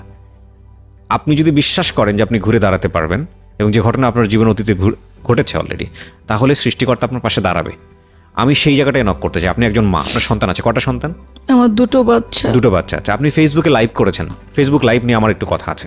কথাটা হচ্ছে এই যে আমরা এই ফেসবুকটাকে, আমার কাছে মনে হয় পৃথিবীর অন্যতম জঘন্যতম একটা জায়গা হচ্ছে এই ফেসবুক এখন। হ্যাঁ, এবং যে কোনো, হ্যাঁ, অনেক উপকারিতা আছে, আমি অবশ্যই এটা স্বীকার করি, অনেক উপকারিতা আছে। বাংলাদেশের অনেক কিছু দৃষ্টান্তমূলক ঘটনা এই ফেসবুকের মাধ্যমে ঘটেছে। কিন্তু এই ফেসবুকটাকে আমরা আইন আদালতের জায়গা মনে করছি, এই ফেসবুকটাকে আমরা পুলিশি ব্যবস্থা মনে করছি, এই ফেসবুকটাকে আমরা ব্যক্তিগত ব্যাপারগুলো শেয়ার করার জায়গা মনে করছি। এমনকি বন্ধুর সাথে রাগারাগি হয়েছে এসে স্ট্যাটাস দিচ্ছি, কেউ আমাকে বকা দিয়েছে এসে স্ট্যাটাস দিচ্ছি, সিওনজলের সাথে কথাবার্তা কাটাকাটি হয়েছে সেটা নিয়ে স্ট্যাটাস দিচ্ছি। মানে আমাদের ব্যক্তিগত জীবন বলতে কোনো কিছু নাই। এবং অদ্ভুত হলেও এই জিনিসটা সত্য, সাধারণ মানুষের মধ্যে একটা পারসেপশন গ্রো করেছে যে যেই কিছু হোক না কেন সঙ্গে সঙ্গে ফেসবুক লাইভে যেতে হবে, যেটাই কিছু হোক না কেন একটা ভিডিও করে ফেসবুকে ছেড়ে দিতে হবে। সেটা একটা পুলিশের শাস্তি হোক কিংবা কেউ একটা অন্যায় করছে, হ্যাঁ, সেগুলোর কারণে যে অ্যাকশন হচ্ছে এটা সত্য। কিন্তু যে কোনো কিছুই, এবং আমি সেদিন হঠাৎ করে একটা, আমার পার্সোনাল আইডি থেকে আমি এটা নিয়ে কথাও বলেছি, হঠাৎ করে সেদিন আমি দেখছিলাম যে কোনো একজন উঠতি মডেল তিনি স্ট্যাটাস দিয়ে সুইসাইড করতে যাচ্ছেন, আর কিছুক্ষণের মধ্যে আমি সুইসাইড করতে যাচ্ছি। মানে বাঁচতে হলে ফেসবুক, মরতে হলেও ফেসবুক, পেট খারাপ হলেও ফেসবুক, পেট ভালো থাকলেও ফেসবুক। মানে আমরা কি পরিমাণ চিন্তা কম করা একটা জাতি, যে কোনো কিছু হলেই এই ফেসবুকে এসে সেটার বয়ান ছাড়তে হবে। এখন আমি আপনাকে কেন এই কথাটা বলছি, দেখেন, আপনি ক্লাস 9 পর্যন্ত পড়াশোনা করেছেন, বা আপনার যে সামাজিকতা সব জায়গাটায়, যে কোনো জায়গাতেই হোক না কেন, আপনার এক পর্যায়ে মনে হয়েছে যে ফেসবুকে এসে যদি আমি ভিডিওটা ছেড়ে দেই তাহলে আমি ন্যায় বিচার পাবো। আমি কি কথাটা সত্য বলেছি না মিথ্যা বলেছি বলেন? হ্যাঁ, সত্য বলছি। আমি পাশাপাশি এটাও আপনাকে জিজ্ঞেস করতে চাই, আপনি কি জানেন যে আপনি যখন লাইভে এসে সুইসাইড করার কথা বলেছেন বা যাদের নামে অভিযোগ করেছেন, এটা এক ধরনের কি বলা যেতে পারে, যেহেতু আপনি অভিযোগ করেছেন তাদের নামে, তারা কিন্তু চাইলে আপনার নামে সাইবার ক্রাইম এগেইনস্টে এটা মামলা করতে পারে। করছে না? করছে। এবং এটাকে আপনি জানতেন আগে থেকে যে ফেসবুক এরকম ভাবে তাদের নামে বললে আমার নামে একটা মামলা হতে পারে? আমি জানতেন কিনা শুধু এটুকু বলেন। হ্যাঁ, না, এটা আমি জানতেন না। এই যে দেখেন, আমরা যখন একটা জিনিস করি তখন সেটার রিয়াকশনটা কি দাঁড়াতে পারে এটা আমরা চিন্তা করি না। বাংলাদেশে সাইবার ক্রাইম অ্যাক্ট যেটা, সেটা খুব শক্তিশালী একটা আইন আছে বাংলাদেশে। এবং আপনি যদি কোনো মানুষের নামে, এমনকি ছবিতেও যদি উল্টাপাল্টা কোনো কিছু করেন, একটা মানুষের ছবি নিয়ে গলা কেটে হাঁসের ছবি বসিয়ে দিয়েছেন, মুরগির ছবি বসিয়ে দিয়েছেন, বা অন্য কিছু করেছেন, এমন একটা মানুষকে নিয়ে আপনি ট্রল করেছেন ওখানে, এইটা নিয়েও সে ব্যবস্থা নিতে পারবে। এবং বাংলাদেশে এরকম ঘটনা ঘটছে। আপনারা সাইবার ট্রাইব্যুনালে যদি যান তাহলে দেখতে পারবেন ওখানে যে ধরনের মামলাগুলো হয়, তাহলে আপনাদের আইডিয়া থাকবে। এবং এটা আমি বাংলাদেশ সরকারকে সাধুবাদ জানাই যে এটা খুব যুক্তিযুক্ত একটা কাজ হয়েছে, কিন্তু এটার প্রয়োগটা যে কত ভয়ানক রকমভাবে হচ্ছে এটা কিন্তু আমরা অনেকেই জানি না। সুতরাং যে কোনো কিছু হইলেই ফেসবুকে চলে আসা, কোনো এভিডেন্স ছাড়া, কোনো প্রমাণ ছাড়া ইচ্ছামতো একজনকে পচানো, ইচ্ছামতো একজনকে নিয়ে কথা বলা, এই ভদ্রমহিলা যে কাজটি করেছেন সেটা হয়তো বা তার জায়গা থেকে সঠিকই ছিল, উনি হয়তো লজিকে আছে, কিন্তু আইন তো অন্য ভাষা বোঝে। আইনের কথা হচ্ছে তুমি যখন কাউকে নিয়ে কোনো কমপ্লেইন করবা, কাউকে নিয়ে যখন তুমি কোনো কিছু বলবা যেটা তার সম্মানে গিয়ে আঘাত লাগে বা যেটা তাকে হিট করে, সেই জিনিসের যদি প্রপার ডকুমেন্ট তুমি পাবলিকলি ওপেন না করে তাকে তুমি শো করো, তাহলে কিন্তু সে তোমার নামে অ্যাকশন নিতে পারবে। এবং যেটা ওনার এগেইনস্টে হয়েছে, এখন উনি একটা মামলা করেছেন, ওনাও একটা মামলা করেছেন, মামলায় লড়ালড়ি হবে এবং এটা সামনের দিকে কোথায় যাবে আমরা সহজেই অনুমান করতে পারি। তো এই জিনিসগুলো একটু জানতে হয়, না জেনে ফেসবুকটাকে যাচ্ছে তাই মতো ইউজ করাটা ঠিক না। আরেকটা বিষয় দেখেন, ইদানিং একটা জিনিস লক্ষ্য করবেন, সরি টু সে, এবং এটার জন্য হয়তোবা সরকার খুব শীঘ্রই স্টেপ নিবে, কারণ আমি জানি যে এগুলো নিয়ে সরকার খুব সচেতন। সেটা হলো যে কোনো একজন সেলিব্রিটি বা কেউ একজন কোনো পোস্ট দেখ বা কোনো ছবি দেখ, সে যদি ভুল করে বা অন্যায় করে, বা করতেই পারে একটা মানুষ, তাই না? কিংবা ধরেন সে হয়তো টুকটাক যে জিনিসটার পারপাসটা করতে চেয়েছিল সেটা হয়নি, বা অন্য কোনো একটা কিছু হয়ে গেছে। বাংলাদেশের সমস্ত সেলিব্রিটিকে নিয়ে আমি বলছি, গিয়ে দেখেন তাদের স্ট্যাটাসে বাংলাদেশের সবচেয়ে বড় সেলিব্রিটি কারা, পাবলিক রিলেটেড সেলিব্রিটি কারা, ক্রিকেটাররা, এদের কোনো শত্রু নাই, রাইট? ইভেন কি এদের স্ট্যাটাস পর্যন্ত, এদের ছবিতে পর্যন্ত আজে বাজে কমেন্টস করে। আরে ভাই, আপনি যখন একটা মানুষকে গালি দেন, আপনি যখন একটা মানুষকে বকা দেন, এটাতে কি হয় জানেন? আপনার ফ্যামিলির পরিচয় উঠে আসে। কেউ ধোয়া তুলসীর পাতা না, কেউ ভালো, মানে একদম পরিপূর্ণ ভালো মানুষ না। তাহলে আমি যখন একটা মানুষকে আঙ্গুল তুলছি, আমি যখন একটা মানুষকে গালিগালাজ করছি, তখন কি হচ্ছে? আমার ফ্যামিলি ব্যাকগ্রাউন্ড এখানে উঠে আসছে। আমি কোন পরিবারে বড় হয়েছি, আমার বাবা আমাকে কী শিখেছে, আমার মা আমাকে কী শিখেছে। অদ্ভুত বিষয় হচ্ছে ফেসবুকটাকে আমাদের দেশের, আমার কেন জানি মনে হয়, এটা আমার ব্যক্তিগত পারসেপশন, 90% মানুষই এখনো সিরিয়াসলি নেয়নি। এবং উনি মনে করছে গালি একটা দিয়ে গেলাম, দিয়ে ভুলে গেছে, জানেন? মানে দিয়েছে আধা ঘন্টা আগে একটা স্ট্যাটাসে গিয়ে একজনকে গালি দিয়ে এসছে, আজে বাজে কথা বলে এসছে, ভুলে গেছে সে আধা ঘন্টা। সে মনে করে যে পাইলাম ছবির মতো। এবং ফেসবুকের যে হোম, মানে ওয়ার্ল্ডটা যেটাকে আমরা বলি, এটা নদীর বাণীর মতো। এটা একটা কন্টেন্ট, কিন্তু ইউটিউবের মতো না, এটা নদীর কন্টেন্টের মতো। বা নদীর পানি যেরকম দুইবার বয় না, একবার স্রোতে ভেসে যায়, এটা যেতেই থাকে যেতেই থাকে যেতেই থাকে। আপনি ওয়ালে খুঁজতেছেন 100টা কন্টেন্ট, থাম থাম থাম থাম করে দেখলেন যে হারাই গেল, 5 দিন পর এটা নাই। কিন্তু আপনি যে কমেন্টসটা করেছেন একজনকে, আপনি যে গালিটা দিয়েছেন, সে তো ঠিকই মনে রেখেছে, বা সে তো ঠিকই ওই জিনিসটা মাথায় রেখেছে। শত্রু বাড়াচ্ছেন। এমনকি ফেসবুকে যখন আমরা ইমো ইউজ করি, প্রত্যেকটা স্ট্যাটাসে আমরা যখন লাইক বা হা হা হি হি, আনলাইক, এই যে সাইনগুলো আমাদেরকে দিয়েছে ফেসবুক, এগুলো ইউজ করার ক্ষেত্রেও অনেক সময় সাবধান থাকাটা খুবই জরুরি, খুবই জরুরি। ফেসবুক এমন একটা জায়গা যেটা একটা মানুষকে রিড করার জন্য খুব ইজি। আপনি জাস্ট খালি তার প্রোফাইলে যান, তার স্ট্যাটাসগুলো দেখেন, তার ছবি শেয়ারিংগুলো দেখেন, আপনি বুঝতে পারবেন যে তার মেন্টালিটি, ডিপ মেন্টালিটি কী। তো আপনি একটা ধরেন আপনার ভেতরের যে জিনিসটা আপনি 10 জন মানুষকে জানতে দিতে চান না, অথচ লাইক, কমেন্টস অ্যান্ড শেয়ারের কারণে আপনি সেই জিনিসটাকে লাখ লাখ মানুষের কাছে তুলে দিচ্ছেন। একটু চিন্তা করার প্রয়োজন না? অ্যান্ড আনফর্চুনেটলি আমরা কেউই এই ধরনের চিন্তা করে কাজ করি না। এবং যে কারণেই এই সালমা, আমি শ্রদ্ধা রেখে বলছি আপনার কাছে, সালমার মতো অনেক মানুষ আছেন যারা ফেসবুকে এসে ভুল করেন। আমরা ভুলের জায়গাটা নিরূপণ করার চেষ্টা করছি, কত দূর পর্যন্ত চলে গেছে। ফেসবুক মানেই সব কিছুর জায়গা না, ফেসবুক লাইভ মানেই যে কোনো কিছু না। ইচ্ছা হলো ফেসবুক লাইভ দিয়ে দিলাম, ইচ্ছা হলো এটা করে ফেললাম, ইচ্ছা হলো ওটা করে ফেললাম। No, not that way. আমি বলছি না যে আমি একদম মহান পুরুষ, আমার আইডিতে গেলেও হয়তো আপনারা অনেক ভুল পাবেন, কিন্তু আমাদের সবারই একটু চেষ্টা করা উচিত। আর এই ধরনের ভুলগুলো অনেক বড় ভুল। উনি যদি ওই লাইভটা না করতেন, উনি যদি ওই ভিডিওটা না দিতেন, তাহলে ওনার নামে হয়তোবা সাইবার ক্রাইম ট্রাইব্যুনালে ওনার নামে কোনো মামলা করার মতো কোনো কিছু ওনারা পেত না, এভিডেন্ট পেত না, অন্তত সাইবার ক্রাইম ট্রাইব্যুনালে মামলাটা হতো না। এটা আমার কাছেই যেটা মনে হয়। তো আমি আপনাকে, আপনার গল্পটা আমি এখানে প্রচার করেছি, 2-3টা লেসন আছে আমি জানি। একটা যেটা হচ্ছে আপনি বর্ন ফাইটার, ওই জায়গাটায় আপনাকে আরেকবার একটু নক দেয়া, আমার কাছে যেটা মনে হয়েছে পুরো গল্পটা শুনে। আর শেষের দিকে এসে যে গণ্ডগোল বা যে সমস্যাগুলো হয়েছে, এটা আপনার জীবন যুদ্ধের একটা গল্প। এবং এই গল্পটা এমন না যে এখানেই আপনার জীবন শেষ, হয়তো এর চেয়েও বড় কোনো ধাক্কা আপনার জন্য সামনে অপেক্ষা করছে। কিংবা এর থেকেও আমি যদি বলতে পারি যে অনেক বড় সম্পদের মালিক হয়তো আল্লাহ আপনাকে একদিন দিবে। সো কখনোই আশাহত হওয়ার প্রয়োজন নাই। আপনি রেডিওতে এসেছেন, হয়তো আপনার কাছে মনে হয়েছে এখানে এসে বললেই আপনার এই সমস্যাটা সমাধান হয়ে যাবেন, ঠিক তা না। সমস্যার সমাধান হয় না এখানে এসে, অনেক কিছু বলার পরেও সমস্যার সমাধান হয় না, আবার অনেক কিছু বললেও সমস্যার সমাধান হয়ে যায়। আমাদের আসলে সমাধান কেন্দ্রিক অনুষ্ঠান না, কিন্তু আমরা আপনার গল্পটা প্রচার করেছি উইথ ডিউ রেসপেক্ট, সম্মানের সহিত, কারণ আমরা মনে করি সমাজের প্রত্যেকটা শ্রেণীর মানুষের এখানে বলার অধিকার আছে। যেই মানুষগুলো নিয়ে এখানে অভিযোগ করা হয়েছে বা বলা হয়েছে, আমি তাদের প্রতিও সম্মান জানিয়ে কথাটা বলতে চাই যে দেখুন, আমরা এটা ইনভেস্টিগেটিভ শো না, এবং আমরা চেষ্টা করেছি আপনাদের প্রত্যেকের নাম বা প্রতিষ্ঠানের নাম এখানে মিউট করে দিতে। এবং আমরা যদি অসচেতনভাবেও কারো নাম বা কোনো কিছু গিয়ে থাকে, সেজন্য আমরা আন্তরিকভাবে দুঃখ প্রকাশ করছি। আমরা বিশ্বাস করি, আমরা সবসময় শোতে ডিসক্লেইমারে যেটা বলি যে কারো যখন একজন মানুষ নিজের জীবন গল্প বলেন, খুব স্বাভাবিকভাবেই দেখবেন যে সে নিজেকে ছাপিয়ে নিজেকে একটা সঠিক জায়গায় বসানোর চেষ্টা করে। কারো জীবন গল্প হয়তো তার সংসার কেন্দ্রিক, দেখবেন যে ওয়াইফ এসছে শুধু হাজব্যান্ডের এগেনিস্টে কমপ্লেন, কিংবা হাজব্যান্ড এসছে ওয়াইফের এগেনিস্টে শুধু complain. Fortunately and unfortunately husband যদি পাশে বসে থাকতো ঝগড়া লেগে যেত, সেও হয়তো বলতো না তুমি এটা করেছো ওটা করেছো। সুতরাং এটা একটা একপাক্ষিক বলা, এবং আজকের এই গল্পটা যেহেতু দ্বিপাক্ষিক জায়গা থেকে, সুতরাং আমরা অবশ্যই এটা বলতে পারি না যে উনি যেটা বলেছেন সেটা শতভাগ সত্য। কেউ যদি বিশ্বাস করেন সেখানে আমাদের কোনো আপত্তি নাই, কিন্তু এই জাজমেন্টে যাওয়ার জায়গাটা শুধুমাত্র আদালতেরই আছে। আমরা বরং অন্য অ্যাঙ্গেল থেকে আজকের এই গল্পটা থেকে একটা শিক্ষা নেবার চেষ্টা করি।